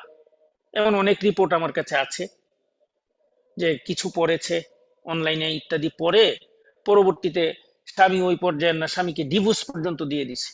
লা হাওলা ওয়ালা কুওয়াতা ইল্লা বিল্লাহ। এটা কি দিন? যেই দিন আপনাকে আপনার সংসার থেকে, স্বামী থেকে দূরে সরিয়ে দিল, এটা কিভাবে দিন হয়? এটা বললেই দিন হয়ে গেল? এটা বললেই রাসূলুল্লাহ সাল্লাল্লাহু আলাইহি ওয়াসাল্লামের মহব্বত হয়ে গেল? জি না। এই জন্য, হ্যাঁ, আপনার টাকা পয়সা আপনি কামাচ্ছেন, যদি অনলাইনে আসেও, এটা স্বামীর সাথে পরামর্শ করেন। হ্যাঁ, তবে এখানে আপনার বলতে পারেন স্বামীরাও তো হুকুক আদায় করে না, ঠিক আছে, তারটা তার হিসাব, আপনার হিসাবটা আপনি করেন। আপনি কি জন্য করতেছেন? আপনি কি তার জন্য করতেছেন? আপনি তো আল্লাহ এবং তার রসুলের মহব্বতের জন্য করতেছেন। এবং আমাদের যত কাজ আছে, এই সকল কাজে আমরা সবাই নিয়ত করব নতুন করে একটা, কি, আল্লাহ পাকে সন্তুষ্টি তো আছেই, এর আগে নিয়ত করবো, আল্লাহ এই আমলের মাধ্যমে আপনার মহব্বত দান করেন, আপনার নবীজির মহব্বত দান করেন। মহব্বত হচ্ছে এটা একটা অ্যান্টিবায়োটিক, অ্যান্টিবায়োটিকের ঊর্ধ্বে। এটাকে কি বলে? এই যে করোনার টিকা দিছিল না, এটা টিকা। এটা কারো ভিতরে থাকলে আমল এত বেশি পাওয়ারফুল হয়, এত বেশি আমল লাগে না। মহব্বতের সাথে অল্প আমলের পাওয়ার অনেক বেশি। মনে করেন একজনে, আফ্রিকার অ্যামাজন জঙ্গল নাকি পৃথিবীর সবচেয়ে বৃহত্তম জঙ্গল কোনটা, এই কি যেন নাম, এটা ভুলে গেছি তো, আফ্রিকা, যে জঙ্গল যেটা, এটা। এখন এই গাছগুলো যদি কেউ কাটে, কয় কয় বছর সময় লাগবে তার, কোরাল দিয়ে একটা একটা করে কেটে। কিন্তু এটার মধ্যে যদি পেট্রোল জ্বালায় দেয়, তাহলে সময় কতদিন লাগবে? মহব্বতটা হচ্ছে এই পেট্রোলের না। অন্তরের ভিতরে যে আমলগুলো আমরা করছি, আল্লাহ এবং তার রসুলের মহব্বত নিয়ে করেন। 2 রাকাত নামাজ না, শুধু একটা সিজদা ওই মহব্বত এবং অনুভবের সাথে যদি কেউ করতে পারে, ব্যাস, তার সারা জীবনের সালাতের জন্য যথেষ্ট। তদ্রূপ নবীজি আলাইহিস সালাতু ওয়াস সালামের প্রতি মহব্বত নিবেদনের যে মাধ্যমগুলো আছে, দুরুদ, তার সুন্নাহ অনুযায়ী নিজের জীবনকে সাজানো, এগুলোর মধ্যে যদি কেউ এই নিয়তটা করে করতে পারে, এটা কেন করছি আমি, নবীজি আলাইহিস সালাম বলেছেন, আমাদের প্রিয় মহব্বতের নবীজি আলাইহিস সালাম আমাকে এটা করতে বলছেন, এই জন্য করছি। এই আমলটার পাওয়ারটা কতটুকু হবে, এটা নূর কতটুকু হবে, এটা আপনি আমল করে দেখেন। হ্যাঁ, অনেক অনেক এমন আমল আছে, ছোট থেকে ছোট একটা সুন্নতের উপর যদি কেউ মহব্বতের সাথে আমল করতে পারে, এটা শুধু তার জন্য না, আশেপাশে সবার হেদায়েতের জন্য যথেষ্ট হয়ে যায়। বিষয়গুলো এমন। আল্লাহ এই জন্যে স্বামীর মহব্বত করা, স্বামীকে ভালোবাসা, হ্যাঁ, এবং স্বামীর ভালোবাসা পাওয়ার জন্য বিভিন্ন কৌশল অবলম্বন করা, এইটা রাসূলুল্লাহ সাল্লাল্লাহু আলাইহি ওয়াসাল্লামের রেখে যাওয়া সুন্নাহ। যারা অবিবাহিত আছেন, যারা অবিবাহিত আছেন তারা আপনারা সালাতুল হাজত পড়ে আল্লাহর কাছে দোয়া করেন। কারণ আপনার এই বিষয় লিখেছেন আল্লাহ পাক, তিনিই মালিক, তিনিই সবকিছু। আপনি আল্লাহর কাছে চান যে আল্লাহ আপনি ইন্তজাম করে দেন এমন একজন জীবন সঙ্গিনী যার মাধ্যমে আপনাকে এবং আপনার রসুলকে পেতে পারি।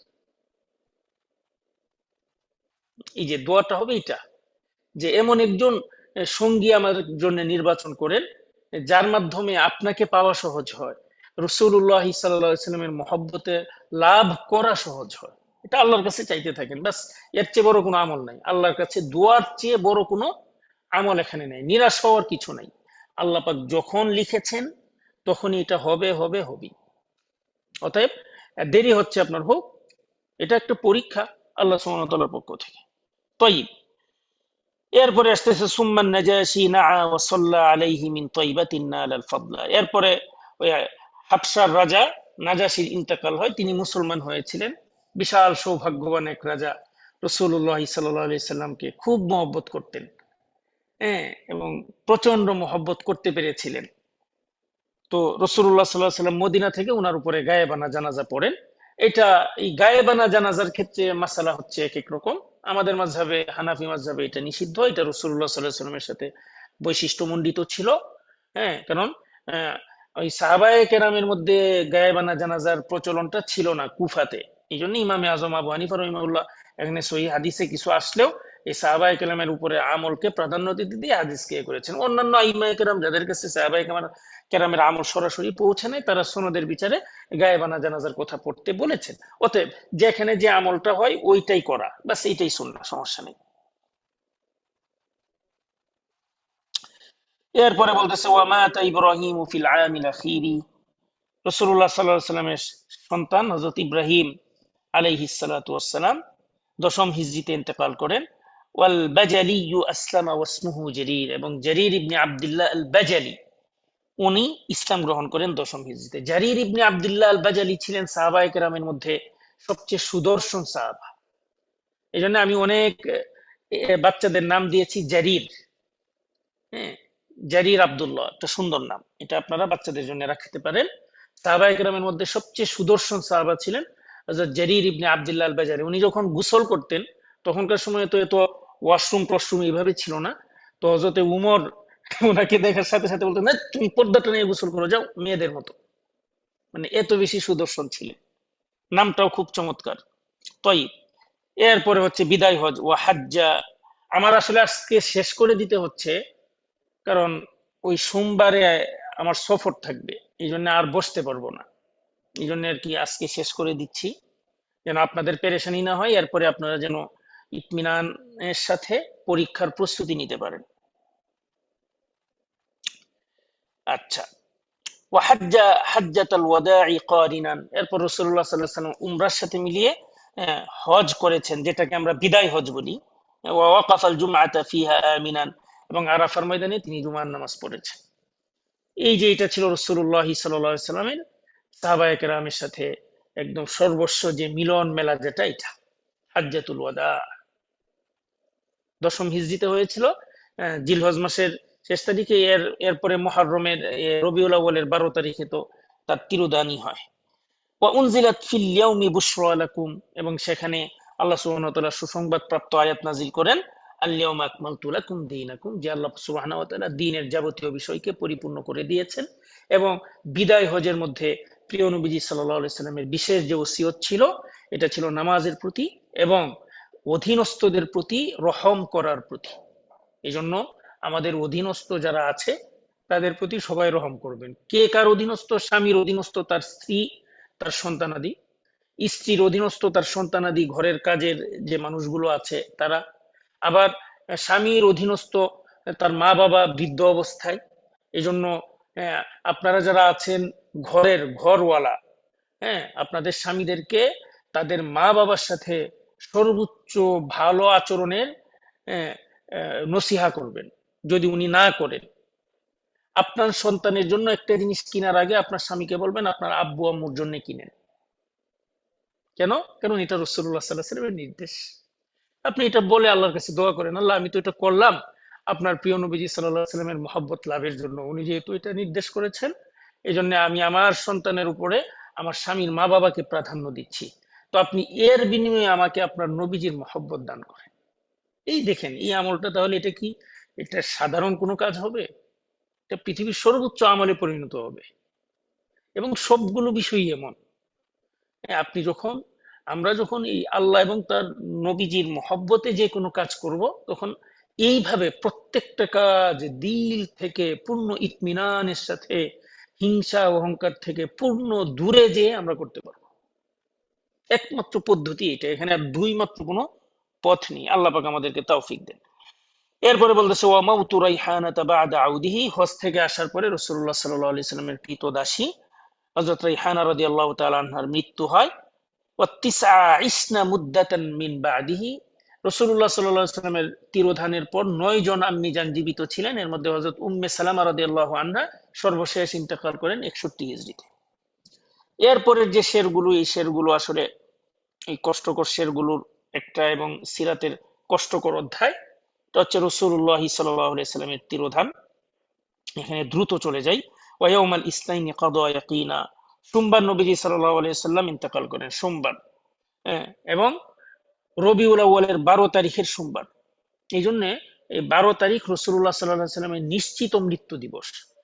সিরাতের আইম্মায়ে কেরামের মধ্যে এখানে কোনো ইখতিলাফ হয়নি। কিন্তু জন্মদিনের বিষয়টা আপনারা জেনেছেন ৯ তারিখেরটা গ্রহণযোগ্য। এখন ১২ তারিখে যারা এই জন্মদিন পালন করে, তাদের তাহলে যদি ওই তারিখটাকে সহিহ ধরা হয়, তাহলে অর্ধেক দিন মৃত্যু দিবস পালন করতে হবে, অর্ধেক দিন জন্ম দিবস পালন করতে হবে। এখন সবাই করে আনন্দ। আসলে ইসলামে মৃত্যু দিবস, জন্ম দিবস, বাৎসরিক এগুলোর কোনো স্থান নেই। কারণ এগুলো খ্রিস্টানদের কাজ, আর রাসূলুল্লাহ সাল্লাল্লাহু আলাইহি ওয়াসাল্লাম খ্রিস্টানদের থেকে দূরে ছিলেন। এই জন্য জন্মদিন উপলক্ষে আলাদা করে মিলাদের দরকার নেই। এই যে আমরা আলোচনা করলাম এতদিন নবীজির সিরাত, এটাই হচ্ছে মিলাদুন নবীর সবচেয়ে উত্তম সুরত, নবীজি সাল্লাল্লাহু আলাইহি ওয়াসাল্লামের সিরাত নিয়ে আলোচনা করা। আর এটা শুধু কোনো নির্দিষ্ট মাস এবং দিনের সাথে না, জীবনের প্রতিটা সেকেন্ডের সাথে। আপনি একজনের সাথে হাসি মুখে কথা বললেন, বাচ্চার সাথেই হোক, কি নিয়ত, এহ, নবীজি আলাইহিস সালাম তো হাসি মুখে কথা বলতে বলছেন, এই জন্য আমি আমার বাচ্চাকে দেখে মুচকে হাসি দিলাম। ইয়া সালাম, এটা কি পরিমাণ একটা বড় আমল হবে।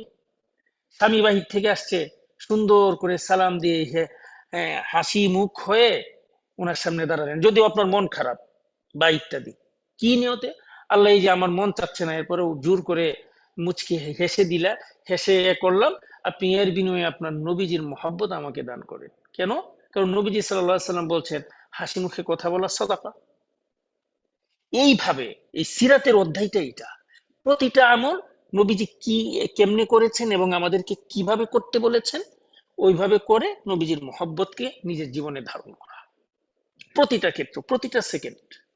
আপনি একজনের ব্যাপারে চিন্তা করছেন, খারাপ চিন্তা চলে আসছে, আল্লাহ আমারে মাফ করে দেন, হ্যাঁ, এবং আমি এই চিন্তা থেকে বেঁচে থাকলাম, এবং এর বিনিময়ে আপনি আপনার নবীজির মহব্বত আমাকে দান করেন। কেন? কারণ আপনার নবীজি তো মানুষের গীবত করতে, মানুষের ব্যাপারে খারাপ চিন্তা করতে নিষেধ করেছেন। এই যে এইভাবে আমাদের জীবনকে সিরাতের সাথে লাগাইতে হবে। আচ্ছা, ঈদ আকমালা সালাসা ওয়া সিত্তিনা, কারণ তিনি তখন ৬৩ বছর পূর্ণ করেছেন। ওয়াদাফনু ফি বাইতি ইবনাতি সিদ্দিকি, আপনারা সবাই থাকেন, আজকে শেষ হিসাবে আমাদের একটু দোয়া হবে ইনশাআল্লাহ। শেষ মুহূর্তে আমরা একটু ২-৩ মিনিট যাই পারি, একটু দোয়া হবে ইনশাআল্লাহ। ওয়াদাফনু ফি বাইতি ইবনাতি সিদ্দিকি, নবীদের ক্ষেত্রে তারা যেখানে ইন্তেকাল করেন সেখানেই তাদের দাফন করা হয়। এই হিসাবে আম্মি জান আয়েশা রাদিয়াল্লাহু তাআলা আনহা, উনার ঘরে, এই যে বর্তমানে মসজিদে নববীর সাথে যেখানে রাসূলুল্লাহ সাল্লাল্লাহু আলাইহি সাল্লামের রওদায়ে আতহার, সেখানেই তাকে দাফন করা হয়। ফি মাওদি'িল ওয়াফাতি আন তাহকিকি, মৃত্যুর জায়গাতে। এবং নবীজি সাল্লাল্লাহু আলাইহি সাল্লামের দাফন একটু দেরি হয়, এটা ওই খেলাফা ব্যবস্থার কারণে, ইসলামের দ্বীনের কারণে। এগুলোর মধ্যে আরো অনেক মাসালা আছে। তো ইন্না লিল্লাহি ওয়া ইন্না ইলাইহি লারাজিউন, নিশ্চয়ই রাসূলুল্লাহ সাল্লাল্লাহু আলাইহি ওয়াসাল্লাম আল্লাহ পাকের নবী ছিলেন। আমাদের হাজার কষ্ট হলেও, শত কষ্ট হলেও নবীজি সাল্লাল্লাহু আলাইহি সাল্লাম মানুষ ছিলেন, মানব ছিলেন। ওমা মুহাম্মাদুন ইল্লা রাসূল ক্বাদ খালাত মিন ক্বাবলিহি রুসুল, যে তিনি এই জন্য মানবীয় যে বিষয়গুলো আছে তিনি এগুলোর ঊর্ধ্বে নন, এগুলো তাকে পেয়েছে।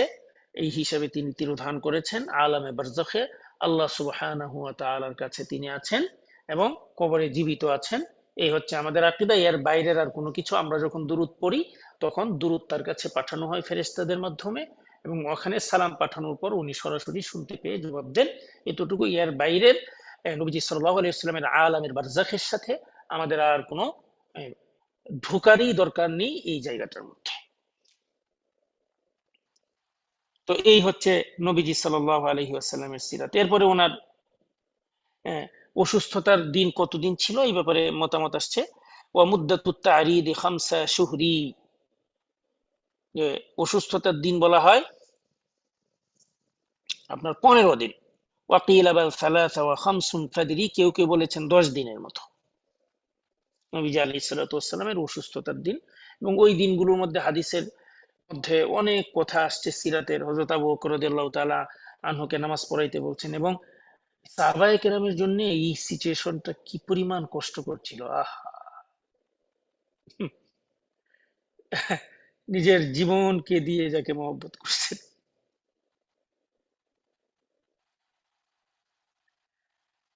নিজের সর্বস্ব দিয়ে যাকে মহব্বত করছেন, ওনাকে আর দেখতে পাচ্ছেন না।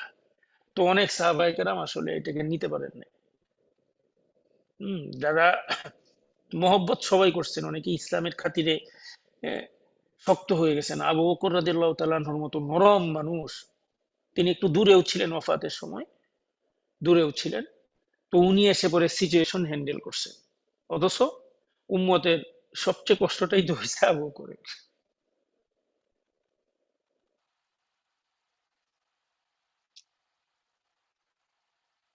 আমাদের কোনো সাথী ভাই মারা গেলে, কোনো কাছের বন্ধু বান্ধবী মারা গেলে কি পরিমাণ কষ্ট হয়, যাদের সাথে সবসময় চলাফেরা উঠা বসা। তো সাইয়্যিদুল আউয়ালিন ওয়াল আখিরিনের সাথে হযরত আবু বকর, এই সাথী নাই, সেই নবীজি নাই। তো এখানে তারা কি পরিমাণ কষ্ট পাইছেন। এবং হযরত বেলাল রাদিয়াল্লাহু তাআলা আনহু তো আর আজানই দিতে পারেন নাই মসজিদে নববীতে, আশহাদু আন্না মুহাম্মাদুর রাসূলুল্লাহ বলতে পারেন নাই। হযরত আবু যর গেফারি সমাজচ্যুত হয়ে গেছে, এই সমাজই আর থাকেন নাই, পাহাড়ে চলে গেছে। এই জন্য এক এক সাহাবাদের এক এক অবস্থায় হয়ে গেছে, মানে পুরা উম্মতে ইসলামী যেন এতিম হয়ে গেছে। এবং সাহাবায়ে কেরাম যে আসলে কিভাবে সহ্য করছেন আল্লাহু আলাম। এবং এত কিছুর পরেও আপনি এখানে অবাক হয়ে যায় আমরা সিরাতের এই অধ্যায়টাতে।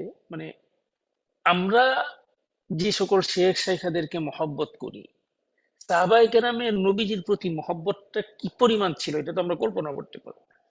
এত কিছুর পরেও রাসূলুল্লাহ সাল্লাল্লাহু আলাইহি ওয়াসাল্লামের নির্দেশের বাইরে বিন্দু পরিমাণ কোনো বেদাত তারা রাসূলুল্লাহ সাল্লাল্লাহু আলাইহি ওয়াসাল্লামের কবরকে ঘিরে করেন নাই। এটা আসলে কেমন উম্মত রাসূলুল্লাহ সাল্লাল্লাহু আলাইহি ওয়াসাল্লাম গঠন করছিলেন, কেমন সাহাবা গঠন করছিলেন কবরকে কেন্দ্র করে। এই যে এখন যা হচ্ছে বেদাত শিরিক, এটা কি কোটি গুণ বেশি এরকম দাবি ছিল না রাসূলুল্লাহ সাল্লাল্লাহু আলাইহি ওয়াসাল্লামের কবরকে সাহাবায়ে কেরাম ঘিরে এটা করতেন? কারণ মহব্বতের যে মাপকাঠি, আমরা তো আসলে মহব্বত না, আমাদের ভিতরে যেটা আছে এটা আবেগ, এটা মহব্বত না। মহব্বত হইলে আমরা আসলে নবীজি সাল্লাল্লাহু আলাইহি সাল্লামের পথের বাইরে আমল করতে পারতাম না। কিন্তু সাহাবায়ে কেরাম তো আসলে মহব্বতটা শুধু আবেগ দিয়ে করেন নাই, এই যে সর্বস্ব দিয়ে। এবং রাসূলুল্লাহর কথা মানে কথায়। হযরত আব্দুল্লাহ ইবনে উমর রাদিয়াল্লাহু আনহু এমন সুন্নতের পাগল ছিলেন, রাসূলুল্লাহ সাল্লাল্লাহু আলাইহি ওয়াসাল্লাম যে সকল জায়গায় পেশাব করেছেন উনি সুন্নতের নিয়তে ওই সকল জায়গায় পেশাবও করতেন। মানে একদম যে জায়গায় হেঁটেছেন পায়ে পা মিলিয়ে উনি চলার চেষ্টা করতেন। সকল সাহাবায়ে কেরামের মধ্যেই এই যে প্রেমটা, এই মহব্বতটা এত বেশি ছিল। এরপরেও পুরো উম্মতের মধ্যে এই সাহাবায়ে কেরাম থেকে বিন্দু পরিমাণ বিদা কবরকে কেন্দ্র করে, রাসূলুল্লাহ সাল্লাল্লাহু আলাইহি ওয়াসাল্লামের ওফাতকে কেন্দ্র করে কেউ দেখাইতে পারবে না। এজন্য আমাদেরকেও সেই মহব্বতটাই করতে হবে। হযরত আবু বকর রাদিয়াল্লাহু তাআলা আনহুর মতো বিশাল নরম দিলের অধিকারী রাসূলুল্লাহ সাল্লাল্লাহু আলাইহি ওয়াসাল্লামের এত প্রিয়জনও ওই সিচুয়েশনটা হ্যান্ডেল করে নিজে শান্ত থেকেছেন এবং পুরো পৃথিবীর উম্মতকে শান্ত রেখেছেন। কিন্তু উনি কিন্তু কয়শো পাথর উনি ওনার বুকে চাপা দিয়েছিলেন আল্লাহ পাকই জানে। কারণ পুরা উম্মতের মহব্বত একসাথে করলে যেটা হবে, এক আবু বকরের মহব্বত নবীজির প্রতি 1000 গুণ বেশি হবে। হুম।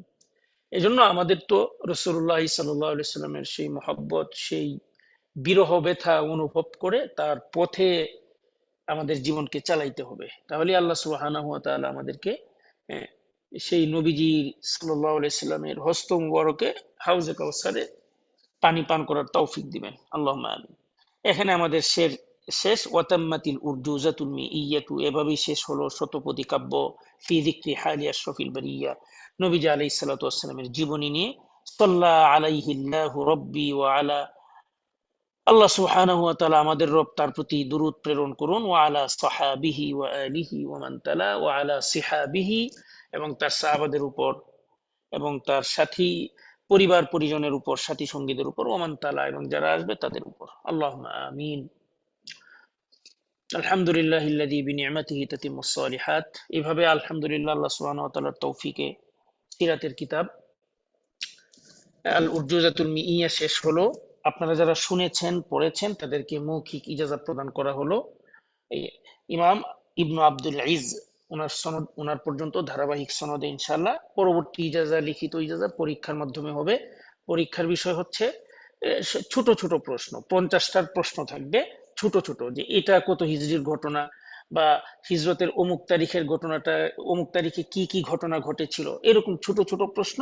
এবং কোন কোন প্রশ্নের ক্ষেত্রে বলা হবে যে এটাকে শেড দিয়ে মিলিয়ে দিতে, দেখে দেখে মিলিয়ে দিলেই হবে। আমি ইনশাল্লাহ এর মধ্যে আপনাদেরকে ওই পুরা রেকর্ডটা পাঠাবো কিতাবের। যারা পারেন মুখস্থ করে নেবেন, যারা মুখস্থ করতে যাদের কষ্ট হবে তারা দেখে দেখে যেন সুন্দরভাবে পড়তে পারে। এবং যদি আমি কোনো আরো একদিন সুযোগ পাই, পুরোটা, আজকে তো আমাদের এমনি ফর্মালিটি শেষ, 1-2 সপ্তাহ পর বা 1 সপ্তাহ পর যদি কোনোদিন সময় পাই, আমি ওই পূর্ণ আরবি এবারটা একবার আপনাদেরকে পড়ে দিব নে। আপনারা ইনশাল্লাহ ওইটা শুনে নিয়ে ওইভাবে আপনি মুখস্থ করবেন। আর মুখস্থ না করতে পারলেও এমন ভাবে পড়বেন যেন সহিভাবে পড়া যায়, হ্যাঁ, কোনো ধরনের বাধা বিপত্তি ছাড়া। এবং আপনারা এই কিতাবটা নিজেরা মুখস্থ না করতে পারলেও বাচ্চাদেরকে মুখস্থ করাবেন। এবং এখানে দেখেন ছোট্ট একটা কিতাবের মাধ্যমে নবীজি আলাইহিস সালাতু ওয়াস সালামের পূর্ণ জীবনটা যেন আমাদের চোখের সামনে ভাসতেছে, তাই না? ভাসতেছে। এবং এখানে এটা কোর্স যদিও শেষ, কিন্তু বিষয় কখনো শেষের না, বরং এই বিষয়টা হচ্ছে আমাদের কাছে সূচনা। এই জন্য যদিও একটু কষ্ট লাগবে, হ্যাঁ, যে এই ক্লাসটা আসলে শেষ হচ্ছে খুব কষ্টকর, কারণ এখানে রাসূলুল্লাহ সাল্লাল্লাহু আলাইহি সাল্লামকে নিয়ে আলোচনা।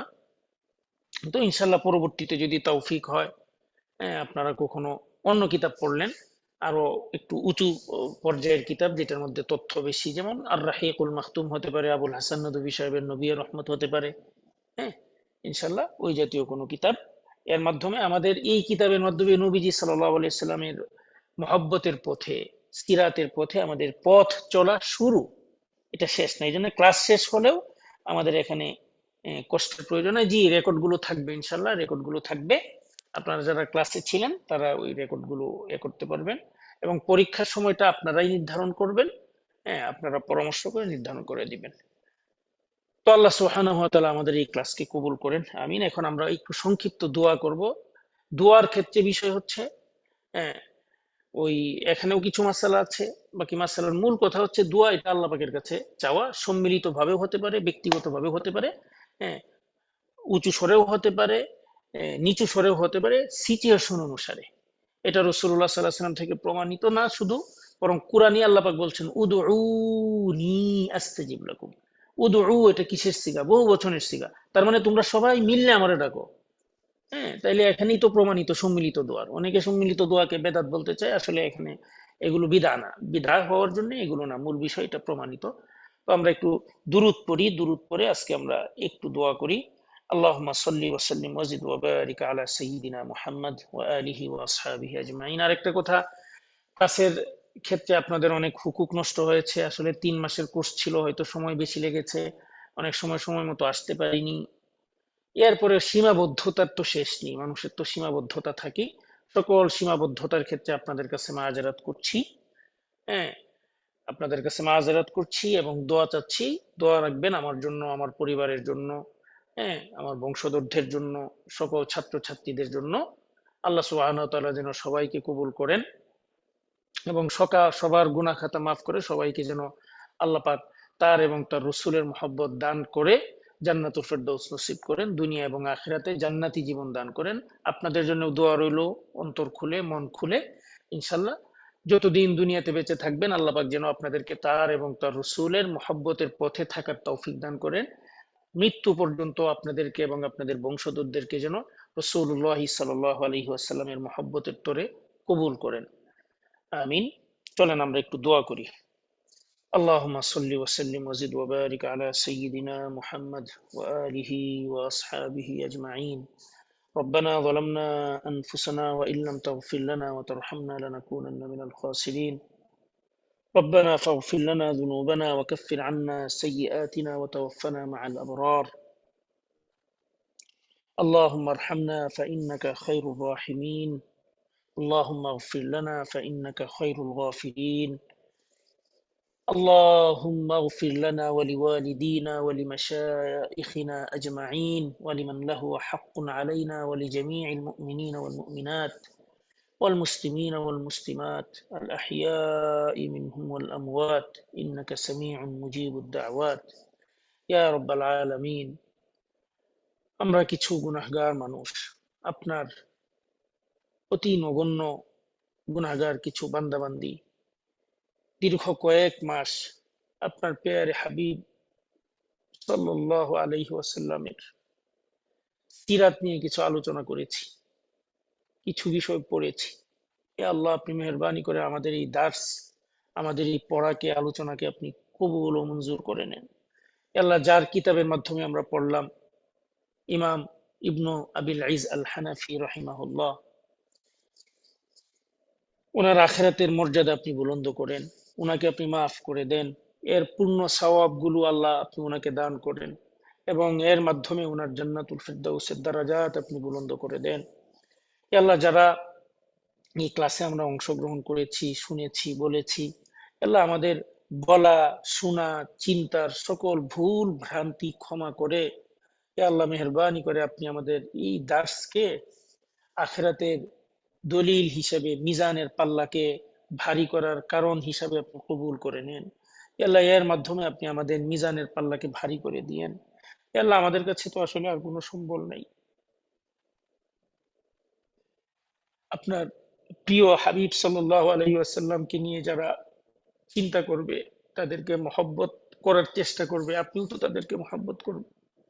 হে আল্লাহ, আপনি মেহরবানি করে আমাদের এই ক্লাসগুলোকে কবুল করে আপনার নবীজির মহব্বত আমাদের অন্তরে, শরীরের প্রতিটি পশমের গোড়ায় গোড়ায় আপনার মহব্বত, আপনার নবীজির মহব্বত দান করুন। হে আল্লাহ, আমরা চাইলেই তো মহব্বত করতে পারবো না আপনি যদি তৌফিক না দেন। আল্লাহ, আপনি মেহরবানি করে আমাদেরকে সেই তৌফিক দিয়ে দেন, আমরা যেন আপনাকে মহব্বত করতে পারি, আপনার নবীজিকে মহব্বত করতে পারি, আপনার নির্দেশ, আপনার নবীজির সুন্নত মোতাবেক মেনে আমাদের জীবনকে গড়তে পারি, সেই তৌফিক আপনি দিয়ে দেন। হে আল্লাহ, আমরা আপনাকে দেখি না, আপনার নবীজিকে দেখি না। হে আল্লাহ, নবীজিকে যারা দেখেছেন তাদেরকেও দেখি না। কিতাবের পাতায় পড়ে আর কতটুকু মহব্বত অর্জন করা যায়, কিন্তু আপনি মহব্বত দিলে তো আপনি কিতাবের মুখাপেক্ষী নন, দেখার মুখাপেক্ষী নন। আপনি যদি কাউকে চান মহব্বত দিতে, তাহলে আপনি কোনো মাধ্যম ছাড়াও দিতে পারেন। এ আল্লাহ, আমরা কিছুই দেখি নাই, মহব্বত সৃষ্টির যে কারণগুলো আছে কোনোটাই আমাদের কাছে নাই, কিন্তু ইয়া আল্লাহ, আপনি তো চাইলে আমাদেরকে কোনো কারণ ছাড়াই মহব্বত দিয়ে দিতে পারেন।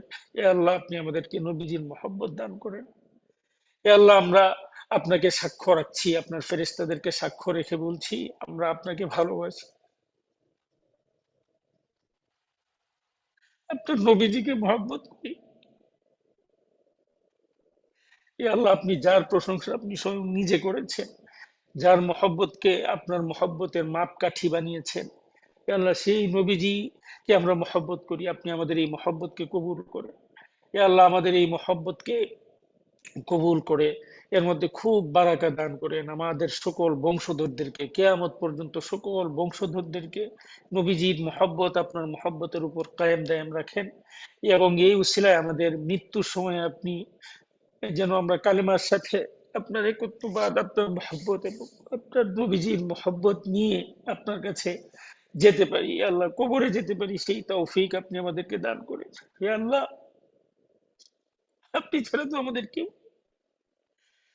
এ আল্লাহ, সন্তান যখন তার মা বাবার কাছে অবাধ্য সন্তান হলে অনেক কিছু চায়, তখন মা বাবা তাকে ফিরিয়ে দেয় না, অথচ মা বাবার মধ্যে সকল মাখলুকাতের এক ভাগের মহব্বত নিয়ে তারা কাজ করেন। আর আপনি তো 99 ভাগ তুলনামূলক মহব্বতের অধিকারী। তো ইয়া আল্লাহ, আপনিও আমাদেরকে ফিরিয়ে দিয়েন না। এ আল্লাহ, আপনি আমাদেরকে খালি হাতে ফিরিয়ে দিয়েন না। এ আল্লাহ, আপনি ছাড়া আমাদের কেউ নাই, কোনো যাওয়ার পথ নেই। আপনি যদি আমাদেরকে আপনার দরবার থেকে তাড়িয়েও দেন, আপনার কাছেই ফিরে আসতে হবে। আবার আমাদের ডাকার আর কেউ নেই। এ আল্লাহ, আপনি মেহরবানি করে আমাদের কবরের সেই কঠিন সময়ে আমাদেরকে আপনি হেফাজত করিয়ে। এ আল্লাহ, আজীবন আপনার আপনার কথা আজীবন বলেছি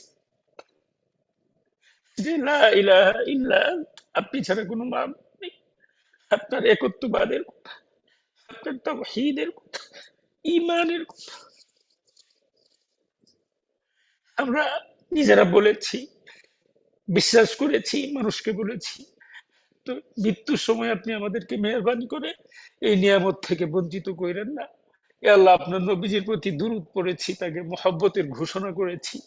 এ আল্লাহ, যতটুকু পারি অনুভবের চেষ্টা করেছি।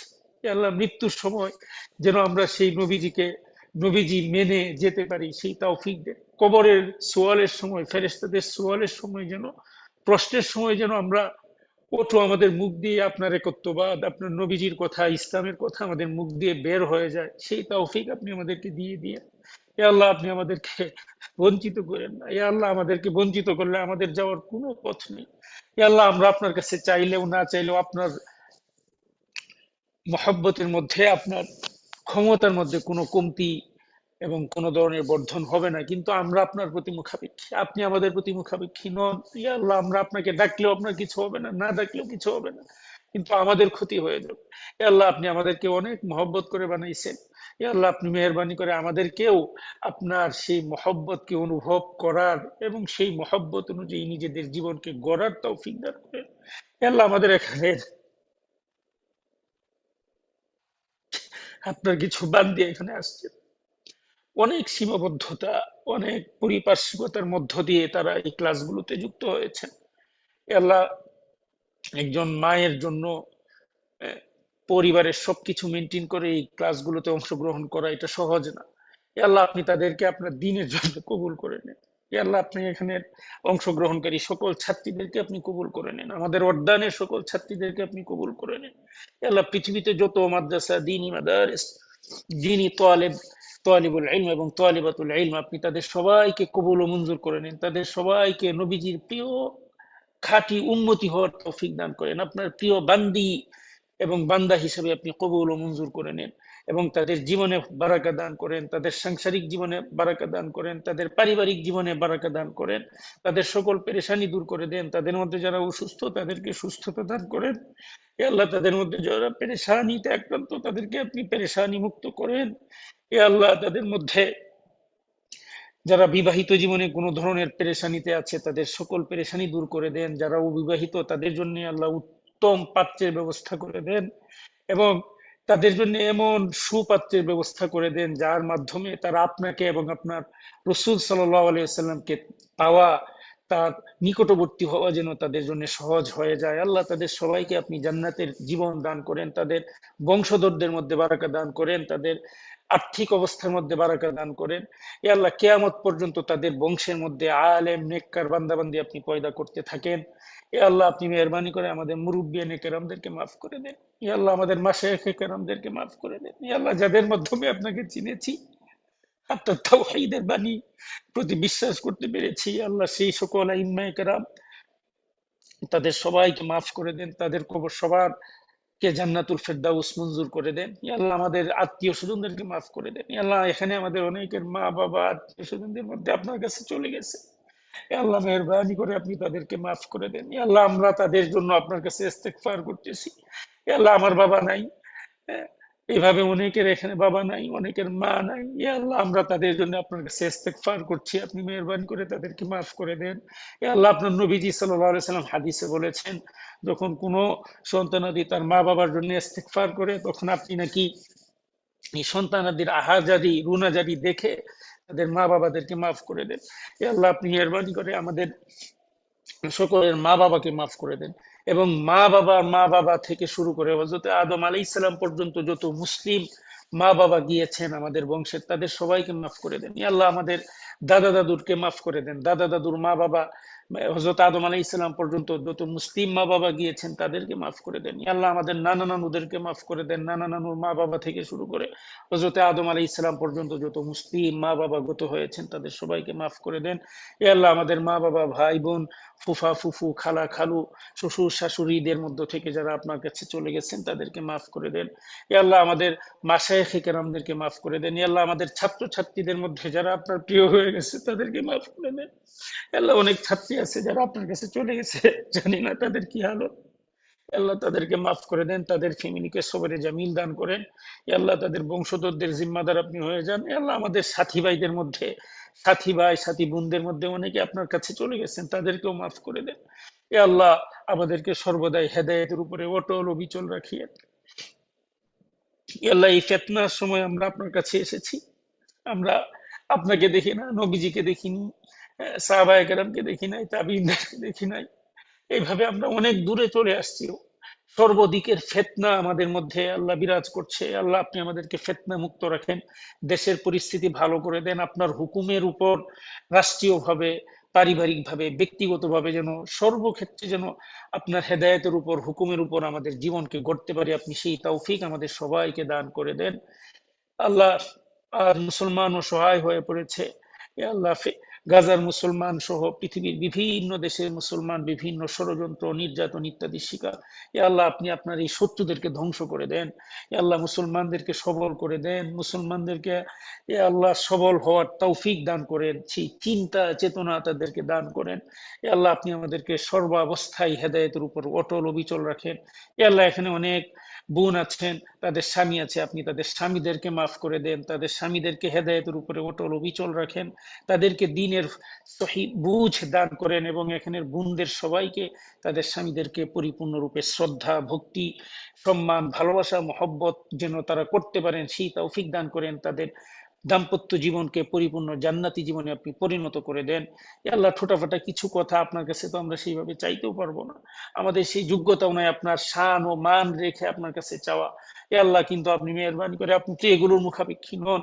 এ আল্লাহ আপনি আমাদের অন্তরের অবস্থার দিকে তাকিয়ে, অন্তরেও তো ত্রুটি ভরা, গুনাতে ভরা, এ আল্লাহ অপবিত্রতা ভরা। এ আল্লাহ আমাদের এই আওয়াজ আপনার পর্যন্ত পৌঁছতেছে, কিন্তু হয়তো অপবিত্রতার কারণে এটার পাওয়ার নাই। সে আল্লাহ আপনি মেহরবানি করে আমাদের অন্তরকে পবিত্র করে দেন, এবং আমাদের এই ঠোঁটাফাটা কথাগুলো, রুনাজারিগুলো, আহাজারিগুলো আপনি কবুল ও মঞ্জুর করে নেন। এ আল্লাহ আপনি না শুনলেও আপনার কাছেই চাইবো, আপনি না দেখলেও আপনার কাছেই চাইবো। এ আল্লাহ আপনি যদি দেখতে নাও চান, আমাদের প্রতি দৃষ্টিপাত নাও করেন, তারপরেও আমরা আপনার কাছেই যাব। আপনি ছাড়া আর কারো আমাদের যাওয়ার কোনো পথ নাই। এ আল্লাহ অতএব আপনি আমাদেরকে ফিরাইয়া দিয়েন না, এ আল্লাহ আমাদেরকে ফিরাইয়া দিয়েন না, খালি হাতে ফিরাইয়া দিয়েন না। এ আল্লাহ আপনি মেহরবানি করে সকল নেক কাজের উসিলায় আমাদের দোয়াকে কবুল ও মঞ্জুর করে নেন।